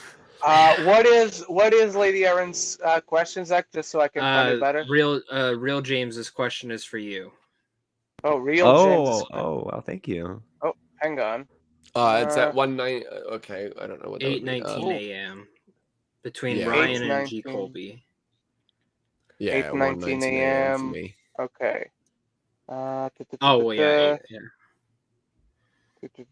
Patrick is here. Real James. This question is Oh. for you. What is the movie that you have shockingly never seen before? I like this question. Ooh. I forgot to rank the movie I finally saw, but you answer first, James. Okay, I got you. First of all, thanks so much for the Yeah, question, motherfucker, I man. want to hear. Sorry, What? James. I fucking want to hear your thoughts. I haven't asked you yet. I just fucking remember too.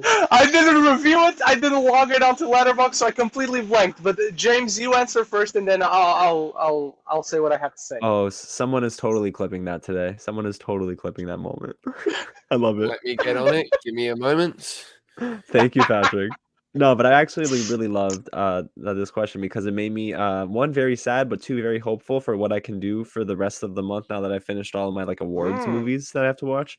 I haven't seen two films that I need to desperately watch. One of them is The Sound of Music. I can't believe I've never seen that film. That's right. I know. And the second one is actually it's a tie. It's Alfred Hitchcock's Psycho.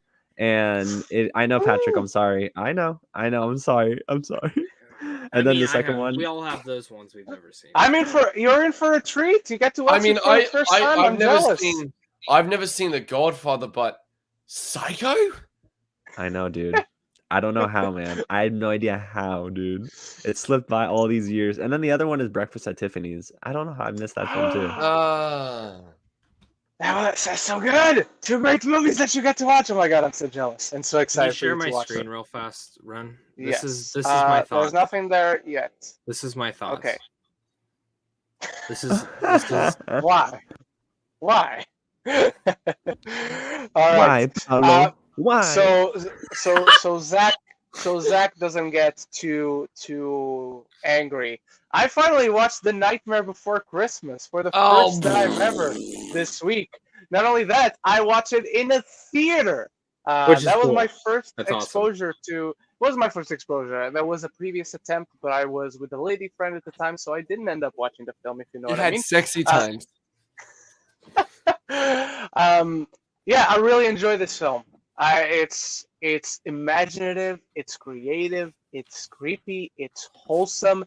The third act falls apart a little bit for me, but overall, I'd still give it very much a thumbs up. If I was to log it on Letterboxd, 3.5 stars. Doesn't quite get to 4, but I really enjoyed it, and it's very breezy. It's very breezy, like 73 minutes if long. you had said this movie was garbage, it was not worth it, I would have left. It's way too creative. It's way too creative and original, and it still is creative at this point and original. I could never. Isn't say it crazy they wanted it's him garbage. to make a sequel and he fucking told them no? I would love for him to make a sequel. Not even gonna pretend I wouldn't like that. Explore all the other worlds. I'd love it too. I just have no idea what they would do. Go to the Thanksgiving world. Go to the Valentine's Day world. Go to the St. Patty's Day world. No.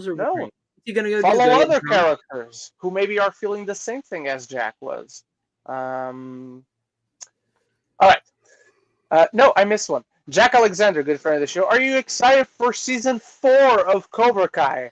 I'm gonna be Oh, James is not. Oh, Patrick is not. Okay, I thought I was gonna be the odd man out. Zach, are you excited? Yeah, I'm watching it right now. Oh, all right. So, James, I thought you liked Cobra Kai. Why did I have that impression? So I watched episode 1 and I thought it was fun, and I gave it a shot, you know. And the thing is, it never clicked after that initial episode for me, and then I just kind of fell off because nothing was grabbing my attention, and I thought, okay, well, I'm busy, I have other things to do, so if a show's not really grabbing me at first, like, I'm sorry. Patrick, do you feel the same way though? Did it grab you at first at all, or no? I liked season 1 actually quite a bit, but season 2 just dropped the ball in regards to like everything regarding characters and story, and I just felt bored. The only reason I watched season 3 is because I had Peyton List, who I had a massive childhood crush on. Because, believe it or not, guys, I'm not old. I'm quite young, and I grew up watching her. Exactly, I grew up watching her in Diary of a Wimpy Kid when she was Holly Hills, and I had a childhood crush from her and everything, and that's literally the only fucking reason why I watched it, because she was fucking gorgeous in Cobra Kai season 3. I could not care less. She's a very talented young woman, that's for sure. She is. She's very talented. All right. Jico EP, Are you guys sick and tired of Sony releasing Yes. clips from No Way Home, or you just avoid them? They're not mutually exclusive. Yes, I avoid them, and yes, I'm sick and tired of them doing it. Like, why? It's I just watched the Spider-Man. bridge scene. Why are you selling a Spider-Man film so freaking hard? Everyone is going to see this film. Everyone already has bought their tickets. Everyone's bought their Everyone already bought. Ren, you're out. I can't hear you. Ren, we can't hear you. We can't hear you, Ren. I don't think Ren can hear us either. I think can't hear Kevin you, Feige Ren. just sniped us. Can't hear you. Just broke. He put something in the private chat. You know what I will tell you though? The reason why I think they're selling this so hard is because they're getting ahead of now all the spoilers. They're trying to have people maybe forget about. They're diverting the attention away from whatever might be true in any of these leaks. I don't Maybe know, I because feel like, almost arguably every scene they've shown, we already seen pretty much. Yeah. It seems everything after the bridge is a fucking massive spoiler. That's my viewpoint of it. Because I watched the bridge scene just then, and literally every fucking shot is in at least one TV spot or trailer, and you could literally stitch everything we've had of it together, and you'd have the fucking bridge scene that was just posted. And by the way, the CGI is good. Really? Okay, Patrick? well the thing is though, with the clips, that's not official. That's not done. There's still. I know. At the moment, from those clips, it's Kingdom of the Crystal Skull treatment where everything just looks too fucking clean. I don't want to know anything else. I haven't watched anything else, so I don't want to know anything else. I'm done. Because it's a similar issue. I don't want to know anything. anything I had at the end of Shang-Chi in the final. I don't even want to know people's thoughts. Like I don't even want to know on Monday people's thoughts. To be honest. Yeah, Zach said I'm done. He gets these random. I literally texted Griffin. I was like, "Do not text your thoughts in our group chat. Do not text your thoughts in the group chat. I don't want to know." Hang on, when are you guys seeing Spider-Man? Tuesday. I'm seeing it Tuesday. It's Tuesday the 14th, you guys? Yeah. Yes, I'm seeing it Tuesday, but I know a lot of people that are seeing it Monday. I'm like, wow. I'm meant to be seeing Sony didn't send me an invite for Tuesday, so I'm only seeing it Wednesday. I'm seeing it Monday if I wake up. But no guests. If I wake up, I'm seeing it Monday. Otherwise, I'm just going to sleep. Dominician Scott, what's everybody's thoughts on the 2021 Game Awards? We got Wonder Woman video games, Sonic, Star Wars Eclipse, and more. We're not getting Wonder Woman until 2024. The Wonder Woman thing looks exciting. The little thing that it gives away, and apparently Marina Baccarin is doing the voice. Rumored, and really, and everyone who doesn't know, Wonder Woman's being made by the guys who did Shadows of Mordor. Same engine, just engineered heavily more. So this is very exciting. I didn't know that. Oh, it's great. And Star Wars Eclipse looks tremendous. Now, the one thing about Star Wars Eclipse I will say is that it made me realize how much more into film I am than video games. Because as awesome as it looks, throughout that entire trailer, I was like, holy shit, why isn't this a movie? Why isn't this a show? Why isn't this something I can watch? Why isn't High Republic a fucking show? That should have been the straight off first thing. I know. Well, the books. Yeah, I will say a show. Make this into a show, baby. I have a lot of thoughts on the Game Awards. Yeah, me too, Zach. This is the time. Long. This is the time, Zach. All right. Do it.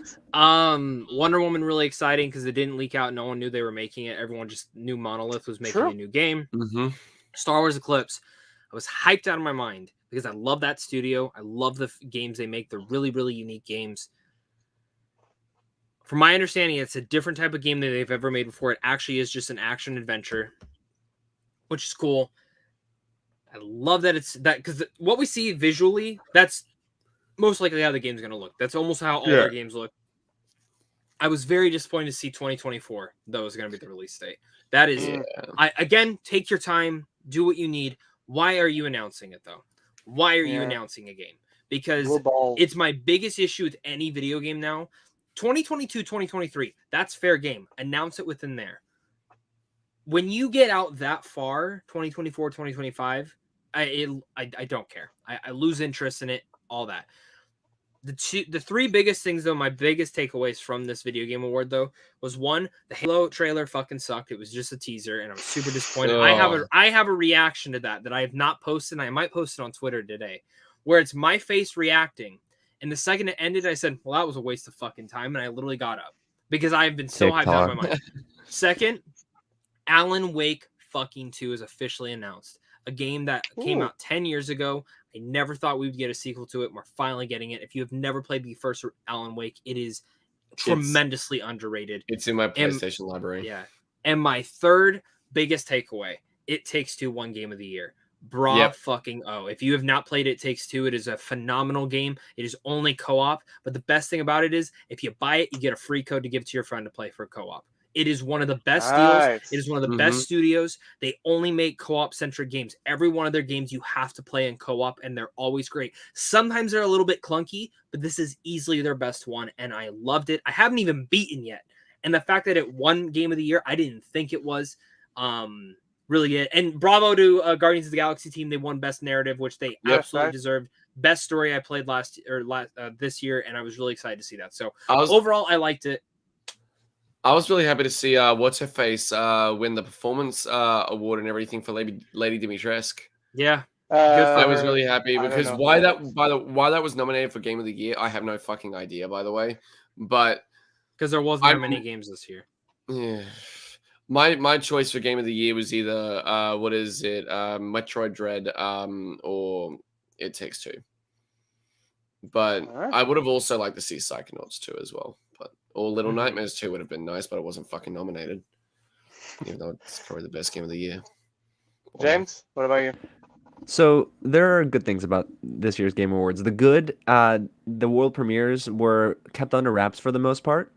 Jeff Keighley did a much better job this year not letting leaks get out, because in years past, oh my gosh, things got leaked so early, and a ton of different video game publications were talking about it weeks, sometimes months before the Game Awards, so it spoiled the surprise. And I did think that the presentation this year was really solid. Like, I loved the presenters that they brought on. I loved the awards that were handed out. It Takes Two was a surprise, but a pleasant one at that. The bad thing is that this was the one year where I thought it was less about the awards and more about ad space and world premieres. So it's too long. The whole show's too long. It's way too long, Zach. I get why it is long, because they rent out the theater. They have to pay for next year's Game Awards with all that ad space, and I just don't think that it needs to be this damn long. super chats they're getting though on YouTube. Fuck, they'd be okay with it. I guess so. Yeah. No, I see what you're saying, Zach. I see what I just think that they need to reframe this. If it's going to be a game award show, stop doing that thing where it's like, and the nominations are, and the winner is, congratulations. Now we're going to move on to the next commercial. That's what I was confused about. Like, there was one in particular where I was actually kind of annoyed when it was like the best virtual reality game or whatever, and RE4 VR won. And I'm like, why don't these sort of categories and all these awards get their own moment in the spotlight? Why are you rushing through them just for like the advertisement sort of stuff? Like, I don't give a shit about Among Us VR. Fuck off. Oh, I don't give a shit. I kind of want to buy VR now for it. Well, I'm getting a Quest 2 for RE4 VR. I'm buying myself one for Christmas.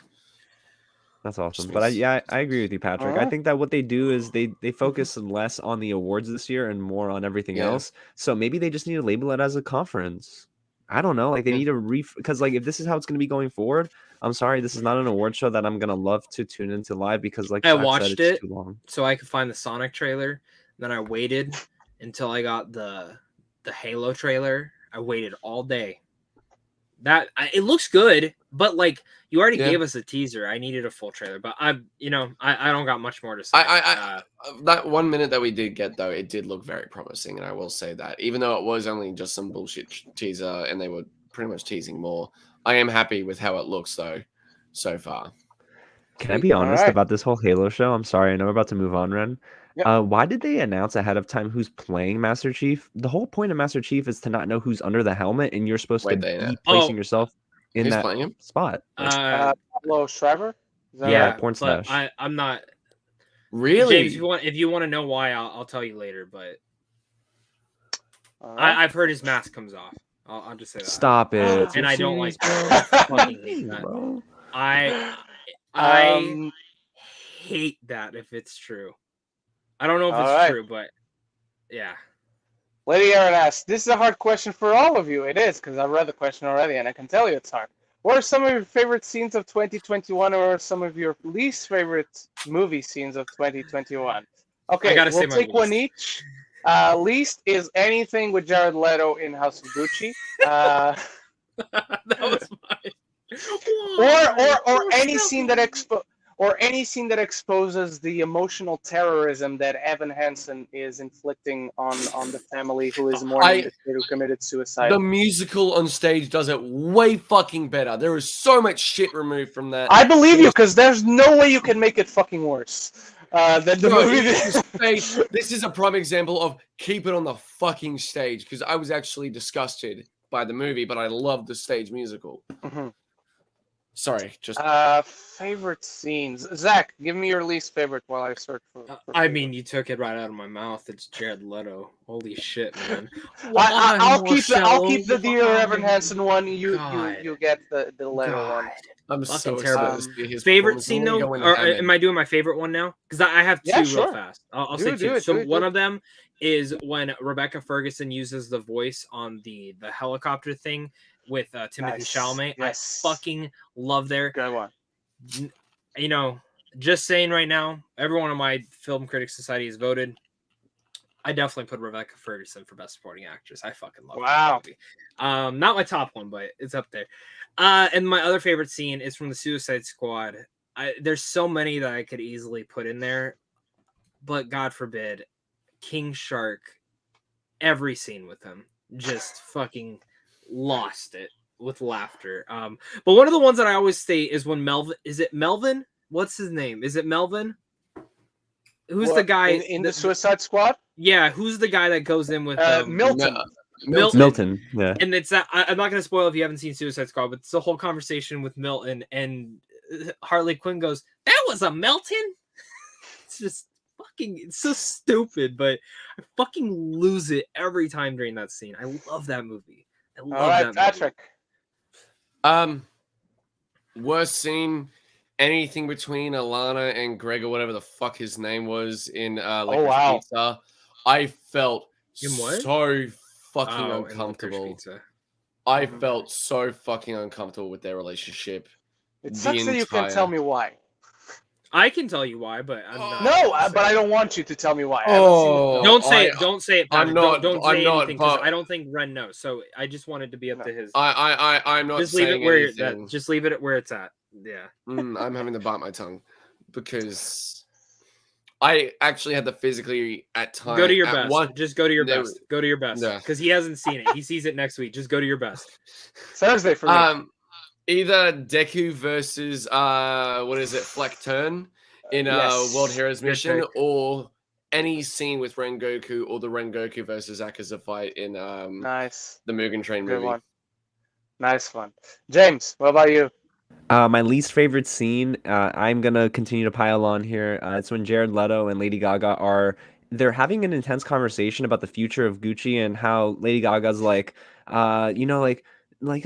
Jared Leto, Mario, you can design your own clothes. and then all of a sudden he goes into dance, and he starts dancing in the middle of this serious conversation, and I'm like, is this supposed to be funny? Because I don't find any humor in this at all. And that was around the point where the entire movie just broke for me. The sex scene between Gaga and Driver was a choice as well. It was very odd. Like, nobody in our theater. I heard it was sexy, and I'm like, this is not sexy. Someone just commented on my House of Gucci review actually, and said that was the hottest sex scene I've ever seen. And I said, you must be 12. Never had sex. You must be 12. Yeah, because that was really out of place too. It happened very fast, and it was very. And I knew it was going to happen. Like as it's leading up. Faster than the sex scene in Red Sparrow. That was awkward too. No, this was. I think. But that one this isn't supposed awkward. To be awkward. This isn't awkward though. This is just terribly made. Where Red Sparrow was intentionally made to be like that. Granted, this is just not a good made. This is just not a good made film. So. That's a great point. Right. But now for my favorite. Yes. I have two actually, Ren. So one is the one scene that turned me completely around on this actor and displayed to me that he has range, and that is Timothée Chalamet, or Timothée Chalamet, as he was like yelling with Rebecca Ferguson in the tent. So it was like nighttime, I think nightfall, and they were just trying to hide away from the sandworms and whatnot. and she's like challenging him with some sort of question or like pestering him, and he just like gets incredibly frustrated. But there's so much nuance in that one scene, and I'm like, dude, Timothée Chalamet is a good actor. Holy cow. Because before that, I wasn't really sold on him, to be honest. And I'm sorry, Ren. And I thought in that moment, he turned it around for me. And then in Don't Look Up, he doesn't have a huge role, but he is one of the best performances in the film. So I loved what he did in that scene. It was a great scene. But the other one is Will Smith and Anjanou Ellis when they're shouting at each other in the kitchen in King Richard. For me, I see it Monday. I'm seeing it Monday. Okay. So I won't say anything else, but I will just tell you, Anjanou Ellis secured the Oscar for me. Also, at least speaking about King Richard, shout out to the main two girls who play Venus and Serena. They're great. Sania Sidney is incredible in that film. I'm so excited to see it Monday. Oh, and the show stealer in that one is also John Bernthal as Rick Mason. All right, let's go. Bang, bang. All right. Two favorite scenes this year. I did an entire video essay based off of this one scene, and it's Icarus's not the sacrifice itself, but the hesitation. The moment where he is confronted with his actual true feelings. When he hesitates, spoilers for Eternals, I guess. When he hesitates killing Cersei, and he doesn't kill her, and finally figures out what is actually happening with him. And another favorite scene, not going to dive too much into it, it's one of my favorite films of the year, and it's the candlelit scene in Spencer where Diana is pretending to be soldiers in a regiment with her sons. I've seen the film 2 times now. Both times I teared up. I'm getting goosebumps just thinking of that scene. It is that entire film is incredible, but that scene is the one that I was like, okay, now the film. From that scene onwards, I thought this film really needs to make an effort to fuck everything up for me. And thankfully it didn't. I'll see it in January. I'm sorry, Patrick. I will continue to complain because everyone's seeing all these fucking films. You should. I'm so excited for, but because I'm in fucking a land down under and because of the fuckheads down in New South Wales the last couple of months. Let's just say this, though. When everything goes back to normal, you're going to see shit before us again. That's true. We never saw shit before COVID. And you still see Spider-Man before us. You're still seeing Spider-Man before us. And it's the big one. Jigo AP, should they bring back Jessica Henwick to replace Finn Jones as Iron Fist? I haven't seen Iron Fist, but I heard she was one of the bright spots of that show, and she was more interesting than him. I don't think so, and like I know Zach wants it, I know James wants it, and even Patrick actually wants it. I wouldn't bring back everyone. Like, I love Jessica Jones, but if you bring back anyone else besides Charlie Cox and Kingpin, or anyone else like from Daredevil, let's count like the shows as what you bring back. I would bring back John Bernthal as the Punisher, and that's it. Because you can't bring back Luke Cage, because Mahershala Ali is Cottonmouth. If you bring back that side, you also have to address that. And by the way, I don't think Kingpin and Daredevil are the versions from Netflix. I think they're going to be variants. No. They just happen to look the same. They're going to be very different. It's the same, but it's like Gemma Chan plays 2 different characters technically in the MCU. Yes, but one of them is way in the past and is in heavy makeup. Is not even. That's the sense of finding a doppelganger in the universe, which we all have doppelgangers right now on this earth. That happens. But like the exact same human being twice with the same. That one, I don't know. It messes with continuity. Even Alfre Woodard is already in the MCU, and she was also in Luke Cage as one of the worst TV characters I've ever seen in history. God, I don't know how any. I don't know how any of the writing for that character was approved. That's me. But I don't think they should bring her back. I don't think you should like nitpick what you bring back and whatnot. Bring back Daredevil. Bring back John Bernthal as the Punisher, and that's it. As far as I'm concerned, Zach, what do you? I know what you think, but your thoughts? It's tough because I love Kristen Ritter as Jessica Jones. I don't think she gets enough love as just an actress in general. Where Johnny gets a lot more roles. So honestly, I'm gonna say if I could only get one more back, I love Jessica Henwick, and I don't know if people saw the interview. She was supposed to be in Shang-Chi.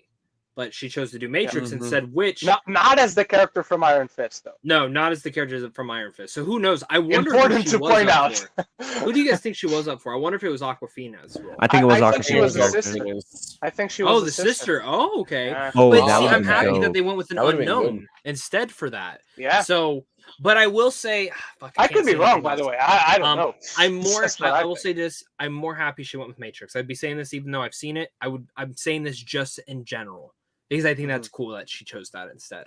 Yeah. When does the embargo lift? Is it the 21st for you guys? 21st. 22nd for Yeah, me? it's the 'Cause day I know before mine's at, release, which is always a good yeah, sign. because mine's at like 2 a.m. my time. The socials this week though, so Right. Okay. I see it after the social lifts. I don't see it Alright. till the 20th. so Patrick, quickly, but- what are your thoughts? yeah. Oh, sorry, Zach. no. I was gonna say he can go. It's fine.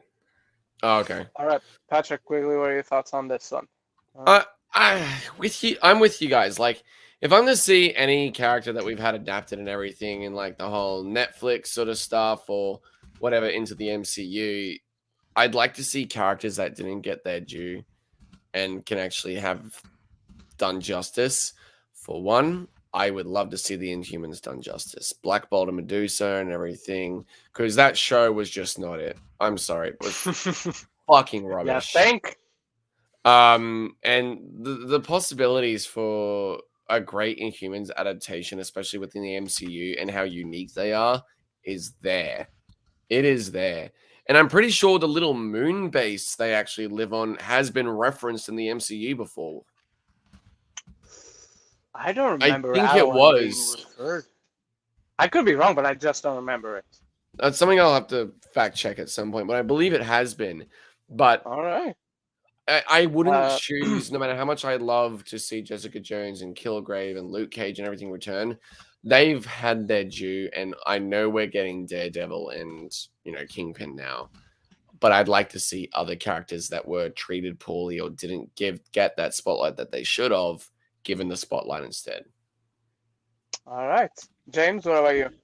So I never watched Iron Fist. I never really had an interest, but also I heard it was really bad. So I just said, why spend my time on something that's been canceled? Jessica Henwick is an excellent actor. I can't speak on what she did in The Matrix yet, but what I will tell you is that I think that if she were to be brought into the fold, she wouldn't be replacing Finn Jones as Iron Fist. If anything, they'd probably go in the route that Patrick said, just kind of have her represent a different character. But when you're wrapped up in a franchise like The Matrix, I'm sorry, I don't think that she'll have much time right now to do any MCU proper stuff. So she'll probably have to put that off to the side if she's been approached by maybe she'll be the villain for Shang-Chi too when it comes out. That would be cool. I mean, I wouldn't. I wouldn't be. Well, actually, the villain for Shang-Chi 2, I'm just theorizing here, it's probably gonna be like a sibling rivalry, right? I was gonna say, I think it's Fin Fang Foom. I think they're going fucking wild. Oh, interesting, dude. Come on, I want my fucking dragon. I want my talking fucking alien dragon. Who would you cast as Fin Fang Foom? Oh, I don't know. It's got to be a voice. Yeah, and I would hope they would go with an Seth Asian Rogen. actor. Chris Pratt. Stop. He's already playing Garfield.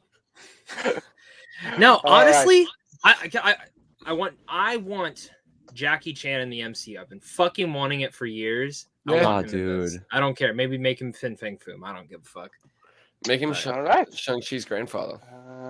That'd be cool. No, because the grandfather died 1,000 years ago. Because the grandfather didn't have the. I know, but doesn't mean it can't be explored or anything. Yeah, time travel somehow, I guess. Ren, I mean, the multiverse is a Chan. thing. I was gonna say, Ren, if we can't get Jackie Chan in the MCU, can we get him as Boomy in the Avatar live action series? Please. You know what? Instead of Jackie Chan, Donnie Yen would be amazing. All right. What TV show are you excited? Sorry, Jacob Hubbard. What TV show are you excited? Are you most excited, I guess, for next year? Try not to go straight to Marvel shows, but if you can think of one, that is fair. Mine is Euphoria Season 2. Very excited for Euphoria Season 2. Actually, a very curious trailer that they put out that at first, for the first section of the trailer, I was like, is this going to be it for the trailer? And then, boom, it kicks in. It's a really good trailer. I wasn't going to go to a Marvel show, or perhaps I was. I didn't just say anything. I would probably go Moon Knight. But, not counting Marvel shows, Obi-Wan Kenobi, easily. Zach. I was gonna say it's not Obi, it's Last of Us. There's nothing I'm more excited for than the Last of Us show. Good one. Even though I know what's gonna happen, it's the fact that it's the fact that like my dad or my grandmother, who will never play a fucking video game, and I don't blame them, they get to experience that story that I experienced. That's what's cool to me. Yeah. Bruno still has to play part 2. See, and that's the thing, man. I'm just so excited. Now, again, Obi-Wan, Mandalorian season 2, Euphoria. I still need to watch those 2 little COVID episodes they made, but Do you need to watch them though? I don't of what? Sorry, of Euphoria. Oh, the 2 specials. One of them is utter shit. But yeah, Patrick, what about you? I know a lot of people are going to be like, wait, why are you excited for that? Or they're going to be like, oh, yeah, I forgot that's coming out. The Amazon Lord of the Rings series. Oh, yeah. Oh, that's right. Good one. And from the images we have had so far, it looks fucking gorgeous. Also, what do you mean people are going to question why you're excited for it? Of course you're excited for it. Amazing Because shots. I've heard so many people being like, you already have The Hobbit, you already have The Lord of the Rings and everything. Why are you excited for like a TV series? It's just a cash grab. And I'm like, it's no, a new one. These are the untold stories of Middle-earth. Shut up. Good one, Patrick. James, what about you? So definitely Last of Us, simply for the cast alone, but also because the video game is great. I'm a big fan of Blackish, so the final season in January debuts. It'd be sad, but I still love that sitcom a ton. There's another show. Is the Proud Family reboot coming out next year, by the way? Yep. It is okay, next because year. Summer, that trailer, I think it's summer. Yeah, it's so good. That trailer blew my mind and like made me feel like a kid again. So yeah, I'm really excited for those 3 shows next year for sure. I don't want us to talk too much about this, but I think it's important to address it. What are your thoughts on Black Panther 2? Literally hate the negativity people put towards everything that comes out of that film. Now, we had some news about that this week, but they have been debunked a bit, so I thought it best we wait just one more week, because it was already a packed week in terms of news. Once Deadline or Hollywood Reporter say anything, that's when I think and let's see what comes out from Deadline, from Hollywood Reporter. From anyone else, let's see how things that we know right now develop. The debunker we chose specifically not to address. The debunker also went out and said that they are starting production back in January. Yeah. With Lapid. Wow. I don't know how. I don't know what, but they figured something out. So, and I think the thing is I get we're in a weird world right now, but we shouldn't attack an actress, honestly, until like it's official. A lot of this is fucking rumored shit. It's like I see stuff about Chris Pratt all the time. And I mean, I don't know him personally, but like, why are we attacking someone? Like, cool, I don't want him playing fucking Mario and Garfield, but like, he's making money. Like, who gives? It's not just him that got casted. It's the fucking people who chose him to get casted. You know exactly. So again, I don't know him personally. I don't know anything about him. I like a lot of his performances, but like, it's the same thing with Latia, right? It's the same thing with any other actor or actress. Just wait until shit actually comes out. You know, like people like just judge so much off social media and stuff. And I get it. Like Latiti has posted some dumb stuff before, but like, let's just fucking wait. I think that's what doesn't help her case though, is that Letitia Wright posted a ton of like those conspiracy theories and like the spreading the false info about the vaccine. So that probably doesn't help her case. And then when everything got shut down and they went on production hiatus, people probably started doing that thing, Zach, where they kind of connect the dots, even though there's really no thread there yet officially. Yeah. So that's probably what didn't help. I get it. I get why people would. I think people in a way just do need to also like just not attack them for what is ultimately their right as well. Like, obviously we're living in a world right now where it is better to get vaccinated and everything, which, you know, you should obviously, but the thing is, there is no law saying that you have a compulsory need. You will have limitations if you don't, but ultimately you do have a choice, and that is their choice to make. Yeah. So again, but we're not. I don't want to get too deep into it, but yeah, you know, let's just wait and see until Deadline or Disney say something. You can't really speak. All right. Then. Ren, Zach, James, and Patrick. It's funny because Masters of the Universe Revelation Season 1 got so much backlash and hate from the fans, and that show still got Season 2. No, it didn't. It was a part 2 of Season 1 that was already made when they divided up into seasons. So still haven't watched part 2. if it gets to season 2, I think you have a very good point right there. But right now, that was not a season 2. That was already made when the first thing came out back in the summer, and they just, for some reason, divided it up. Because after seeing the part 2, I was like, they should not have broken this up into 2 parts. But yes, but if they get a season 2, do keep that in mind to the movie chat, because you'll have a very good point. Dominican Scott, my weekly ranking, no order. The Forest, Amazing Spider-Man 2, Amazing. Well, if it doesn't have an order, it's not a ranking, though, is it? But The Forest, Amazing Spider-Man 2, Spider-Man Into the Spider-Verse, Titans Season 3 finale, The Transformers, the movie, and The Flash Armageddon episode 4 last night. I am liking the back half of The Flash Armageddon much more than I like the first half. I'll tell you that much. They're doing Flashpoint already better than they once did Flashpoint. Interesting question. Do you guys think if Spider-Man's Into the Spider-Verse never happened, do you think we would have gotten a different third movie of Tom Holland's Spider-Man? No, they're completely unrelated. The only thing they have in common is that they're Spider-Man movies, I guess. But yeah, anyone disagree? Zach, James? No, okay. No. All in agreement. Look at the sexy knees Zach is putting up on the screen.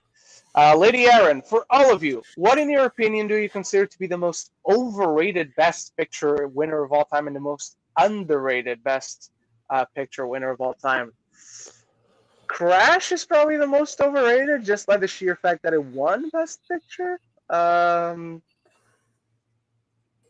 most underrated. I don't know. If anyone has any other thoughts, shoot, because I'm going to search for Best Picture winners. I don't really care. I mean, it's so tough because the Oscars for me have become kind of a collection of, these are just overrated films in general because they're a little Oscar baity. But the most overrated in recent memory, probably The Artist. I mean, I don't know. That film never did anything for me, to be honest. And the most underrated Best Picture, people still don't talk about it enough, and I'm sad, is like Moonlight. They only talk about it because look at that meme. Look at they did the mess up thing with the La La Land, and I'm like, no, let's talk about this amazing film. So people just it got overshadowed, sadly. Adding to that real fast, La La Land should have won still, but Yep. You stop this right now. The thing I will say, and this is not even pertaining to the question, it very much disappoints me that A24 doesn't put. I mean, they didn't really push Moonlight, and Moonlight just fucking won because of how good of a film it was. But like, why? Like A20, like I feel like The Green Knight should be like fucking top, like should be in contention for Best Picture this year. And the fact that it's just not being pushed, like, is very. I mean, it's pushed, but it's not being pushed. If you know what I mean, like. I get you. Mm-hmm. A24 makes some choices when it comes to their marketing pushes for Oscar season. It's weird. Yeah, it does. The most underrated one I'll say is Shakespeare in Love, just because of the hate it gets, because supposedly Saving Private Ryan should have won. I don't necessarily disagree, but Shakespeare in Love is a great movie, so I don't mind that it won Best Picture. All right. Gico EP, my weekly ranking, number 5, Matrix Revolution. Still gotta watch that one before the new one. Probably next week and when I get back home. Number 4, Matrix Reloaded. Number 3, The Power of the Dog. And number 2, Hawkeye Episode 4. And number 1, most of Daredevil Season 1. I don't know what you mean by most of. All those seasons are perfect as far as I'm concerned. But thank you for sharing, Gico EP. There's a lot of questions around. I see a question that we'll answer next week regarding will we have episodes on Christmas Day. We'll get to it. Oh, that is a Saturday. Yeah. It is Christmas Day, and then there's one on New Year's Day. Let's get to 3 more questions, and I'm jumping up. Is it alright if I jump off now, boys? Because I'm starting to get really tired to the point. Whenever you want, you're free to come in and out. Of course. You're not a prisoner here. I only put a gun to your head only sometimes. You should do it more often. I think it's hot. All right. Thanks for being here, Patrick. Thanks, guys, for having me. I really appreciate it. It was good talking to you. I'm on 2 hours good having you, buddy. 48 hours. Night, brother. Go to sleep. Wow. We'll see you in the future, which you are already at. It's been a good day so far. It has. All right. See ya, boys. Bye-bye. See ya. See ya. WCC and Scott, why did House of Dragon already get canceled? It didn't. I saw this confusion happening throughout the entire week. So news came out about, I believe it was the budget that HBO had already spent on that show that had Naomi Watts cast, and they already shot the pilot, and they shot the pilot, and they completely scrapped everything. And now that news came out when House of the Dragon is already full throttle being made, and the marketing has started. It's post-production now. But the news that came out was about that other prequel with Naomi Watts. The House of the Dragon is not canceled. House of the Dragon is I'm really coming. sad that first one got canceled. I'm really sad that first one got canceled. Do you know why it got canceled, though? I read why. I didn't. It's because they wanted to go with something more tied closer to Game of Thrones, which is the Targaryens. Which, why don't they just have both? Yeah. So I agree. By the way, Jico, if you meant by most, he means I haven't finished season 1 yet. Got you. Thank you. That's on me. Ooh, good question. Because James, have you seen The Matrix Resurrections? Am I allowed to say yes or no? Or yeah, you can say it. We can yes say no. Social media. You just can't say your thoughts. Okay, then yes. Okay, you have seen it. I thought you had a screening already confirmed or a screener, but I hadn't seen it yet. But you both have seen it. I have not. Let me say this. I have not seen The Matrix Revolutions yet. I've only just recently seen Reloaded for the first time. I'm not excited because after the first Matrix, I haven't seen a Wachowski-made film that I thought was average. Not even average. I think everything they've done that I've seen, in my opinion, after the original Matrix is dog shit. On one degree or another, some are more dog shit than others, but I don't like any of the things they've done after the original Matrix. Maybe I'll be the one person, I'll be the one guy who loves the Matrix Revolutions, so I get excited for Resurrections. But right now, having seen Speed Racer and Cloud Atlas and Jupiter Ascending, I now can't get excited. Max, I see no reason. Hey, but HBO Max is not here, so I have to find other ways. But yeah, I have no reason. They've given me no reason to get excited. Even though the first trailer was alright, haven't seen the last one, and apparently I shouldn't, according to what these gentlemen have told me. Don't watch it. But Zach, should I change my expectations? And James, should I change my expectations? What do you guys think? We can't say anything. You can say anything. The reason we can say it off air. Yes, yeah, I can't say anything because I feel like now what I will tell you is before I ended up sitting down and watching the film, my expectations were in the middle because I didn't want to do that thing I always do where I overhype myself because a lot of these projects, these like resurrections of like old franchises, essentially what they do is studios they try to always open the door for a lot of fan service, and I got that from the trailer. So I thought, okay, maybe this will be cool for fans, right? But how will it stand on its own? So, I would just say, Ren, be as excited as you want to be for it. If you feel like you're not as excited, that's fine. But if you feel like you are, like, go in there and have a blast. Yeah, my expectations were, I hope it's good, because that was my expectation. Because I love the original Matrix. I don't hate 2 and 3. Like, I like them, and I'm going to rewatch them this week actually. And I actually think I'm gonna like them a little bit more. But my expectations after the trailer, I was like, that trailer's fucking cool. But again, you say Jupiter Ascending, you say Cloud Atlas, did not work for me. I don't mind Speed Racer, but it's just, I just wanted something good. That's all I wanted. That's literally, I just was like, give me a good movie. Give me a good Matrix movie. That's it. Alrighty. So. How many more you want to take, Ren? I know there's a lot. 2 more. Leo shared his weekly ranking, but he has something in there that you guys said you can't talk about. So for his sake, I'm considering not bringing it up just to not get him in any trouble. But because he ranks a certain movie you all saw this week that we just talked about. I don't know if I should bring it up. Okay, it's fine. I would just. We love you, Leo. I do. I just don't want to get him in any trouble, And if we address it, I don't want him to get on any studio's bad books. Let's take this and one more after. Listen, we're days away from No Way Home. After years of hype, what are your last closing statements before seeing it? Give me a good movie. Give me something exciting. Give me something that actually does celebrate these 3 generations of cinema, in the words of Tom Holland. James, your last closing statements.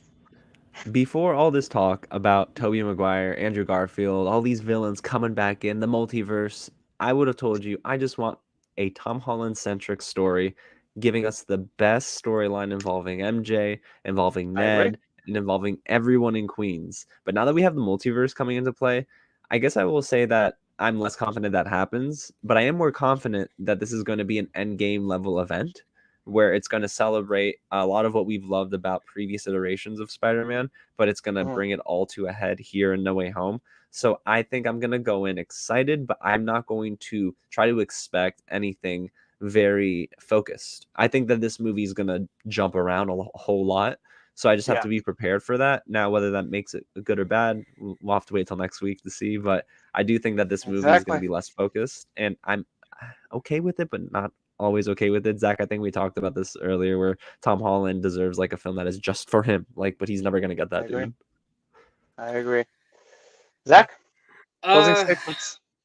A lot. I wish I was never spoiled. I wish these leaks weren't happening. I think it's the most frustrating thing in the entire world that a big studio like this. I mean, I get it. Like, if you're working on set, it's hard to not go to your friend and be like, I can't believe Tobey Maguire's working on this film. I can't believe it. But like, there have been that's something different compared to like the leaks that have actually genuinely come out on this movie. Footage, photos, set, like, it is bad. Like, it fucking baffles me, and it kills me because I wish I wouldn't know. Because could you imagine us not knowing Willem Dafoe was in the movie? Like, could you imagine how, or Doc Ock, if this was 5 years ago, or even if we had seen it for the first time in the trailer. Yeah, like, it would have blown our minds. It's just, for me, those are the things that disappoints me. Now, knowing all that, though, all I want is a good movie. Give me the best Spider-Man movie yet. That's what I'm honestly, like, this is celebrating 3 different generations of Spider-Man. Tall order. My favorite superhero of all time. And, I grew up with the Tobey Maguire ones. When I was a teen, I saw Andrew Garfield, and as an adult, I'm seeing Tom Holland's now. And in every iteration, there's something that I love, and that's what I'm loving about this. And, while I do want Tom Holland to have his own venture and his own film, and I'm thinking hopefully maybe the next trilogy will give him that, but I'm not really counting for it. But the thing that I want from this is, yes, it will probably be an Endgame level event. And the thing that was great about Endgame is, while, yes, it gave us a lot of fan service, it was worth it because it built up to it with its story, its characters, and the years. Yes. I hope Spider-Man No Way Home does that. All right. Before we finish it, let's see. Geekly Goods decided to share it again. Good on you, brother. I just didn't want to get you in any trouble.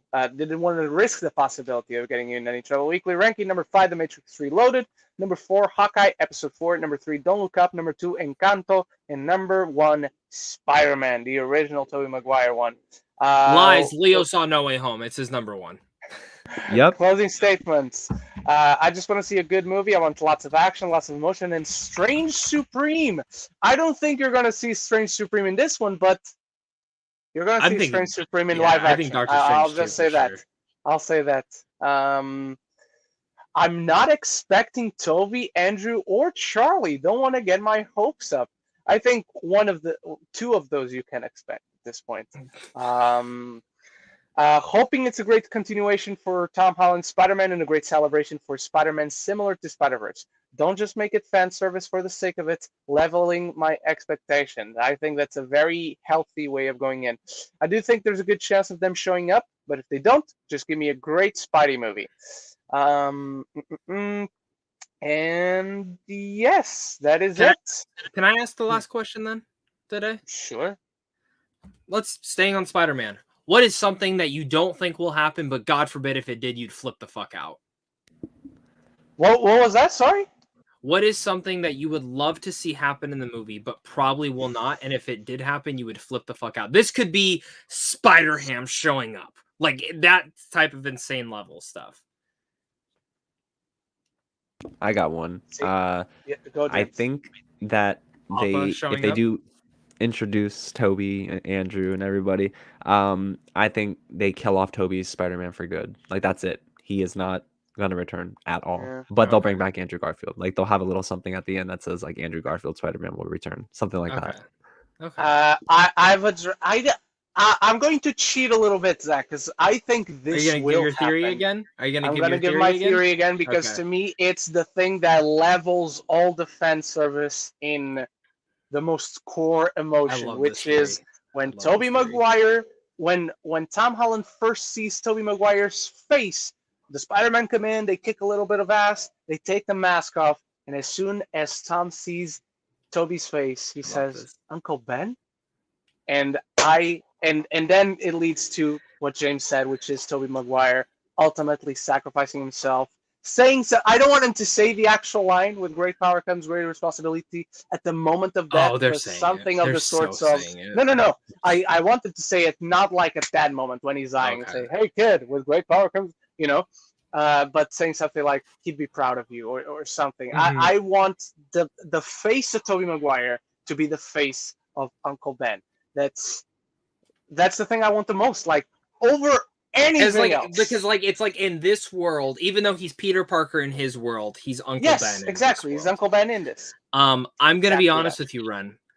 Ever since you said that theory, and at first I was like, "There's no way they'll fucking do it," blah blah blah. I have a gut feeling.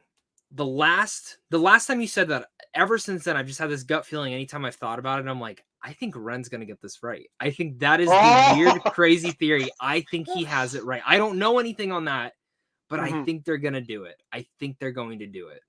What do you think, James? Would you like that? Would you like that if they did? I would, but it would confuse me. I don't know why. Like, is that is that a thing? And in the comics at all? Like, I don't know. No, I mean, no. It's just like there was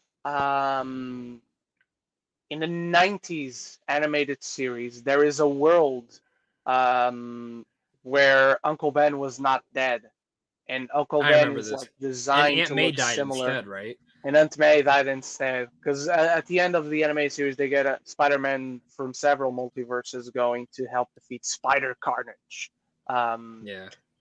And to defeat Spider Carnage, ultimately what they do is they bring in Uncle Ben from one of the universes to talk to him. And it works. It's emotional. I at least for the sake of it, I think we see Uncle Ben. I think we see whoever plays Uncle Ben. I think it would just be a variant, like the face of Tobey Maguire in the universe of the MCU was Uncle Ben and not Peter Parker. Was Ben Parker and not Peter Parker. I love that. Oh, God, could you imagine if Aunt May sees that? Man, I'd be cool. If she's not dead by the time that happens. Anyway, that's an entire other conversation. I don't think May is dying. We've discussed that. But James, thank you for coming in. Thank you for coming into episode 91. For finally joining us. You are officially a Knight of the Roundtable. And hopefully this was only the first time you came in. What do you got coming up this week? And where can people find you online? Of course, guys. Thanks so much for having me. This was such a blast. I love discussing all these topics and getting into some of our theories too for some upcoming films. But you can find me on YouTube just by searching Real James, REEL James, or on social media at It's Real James on all major platforms. And this week coming up is going to be some makeup from last week, or this past week, I should say. So don't look up. I'll drop my review for that. Spider-Man No Way Home review is dropping on Wednesday. I'm going to try and react to the trailer for Fantastic Beasts and blah, blah, whatever the title is. What is it again? Secrets of Dumbledore. Yeah, I wish this is one film they kept the secret forever, to be honest with you, but that's a discussion for another time. I'll drop that trailer. And I think that there might be some discussion later on, like if my spoiler-free review for Spider-Man No Way Home is like tough to really dance around, I might just have to drop a spoiler discussion because it's going to be tough, guys. I have a feeling the embargo notes are going to be hard for us to dance around, but we had to sign something. Oh, you have to sign something? Agreed. Oh, Yeah. okay. So I'm not going to get embargo notes. I can spoil anything I want, but I won't. No, I know you won't. I know you won't. But yeah, that's the big week coming up for me. Yeah. Zach, what do you got coming up this week? Can't tell you enough. I hope Sony just announces before I reviewed the film that Toby and Andrew are in it. That's it. We don't see anything about it. Just please do it. Because if that happens, all I will say is what you expect to be some of the things that you've expected to see in this film. Yeah. Yeah, because like it's so hard to dance. Like if they're in look, I think that's the tip of the iceberg. Whatever. I think there's so much more in this film that we actually don't know. I hope so. But we'll figure out when we get there. It's been a long time since we've had the dance. Like Endgame was like the last review where I really had to dance around a ton of shit. Because they didn't show anything in the trailer. Where this, it's like, hey, here's a TV spot. The best way I found to talk about Endgame at the time, because I did have a press screening, was the third act of this film is the most comic book a movie ever comic booked, and that's how I described it. Exactly. So, but for this week, I'm finally seeing The King's Man. So I'll have my review of that up on either Tuesday morning before I see Spider-Man. Then I'll have Spider-Man that Tuesday night. I'm probably going to do it. I usually wait until the morning, but I'm probably just going to fucking drop it. It's the most talked about thing. I'm probably going to want to talk about it right after I see it. So that, and then I have Spider Week the rest of the week. I'm doing a Spider-Man movie ranking.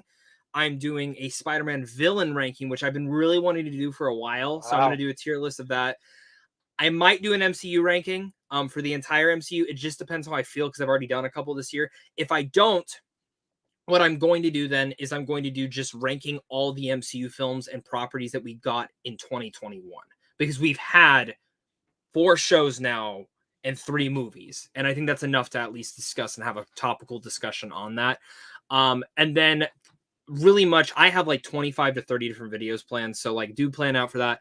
I was going to film a Halo Infinite review today.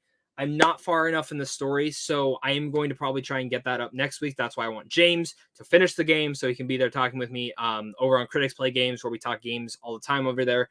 We do have a lot of videos coming up. Leo specifically has a really cool Smash Brothers one coming up, which is going to be fucking awesome. So look out for that. Make sure to subscribe to that channel. We're almost to 200 subs. We're like 50 away, so go subscribe over there.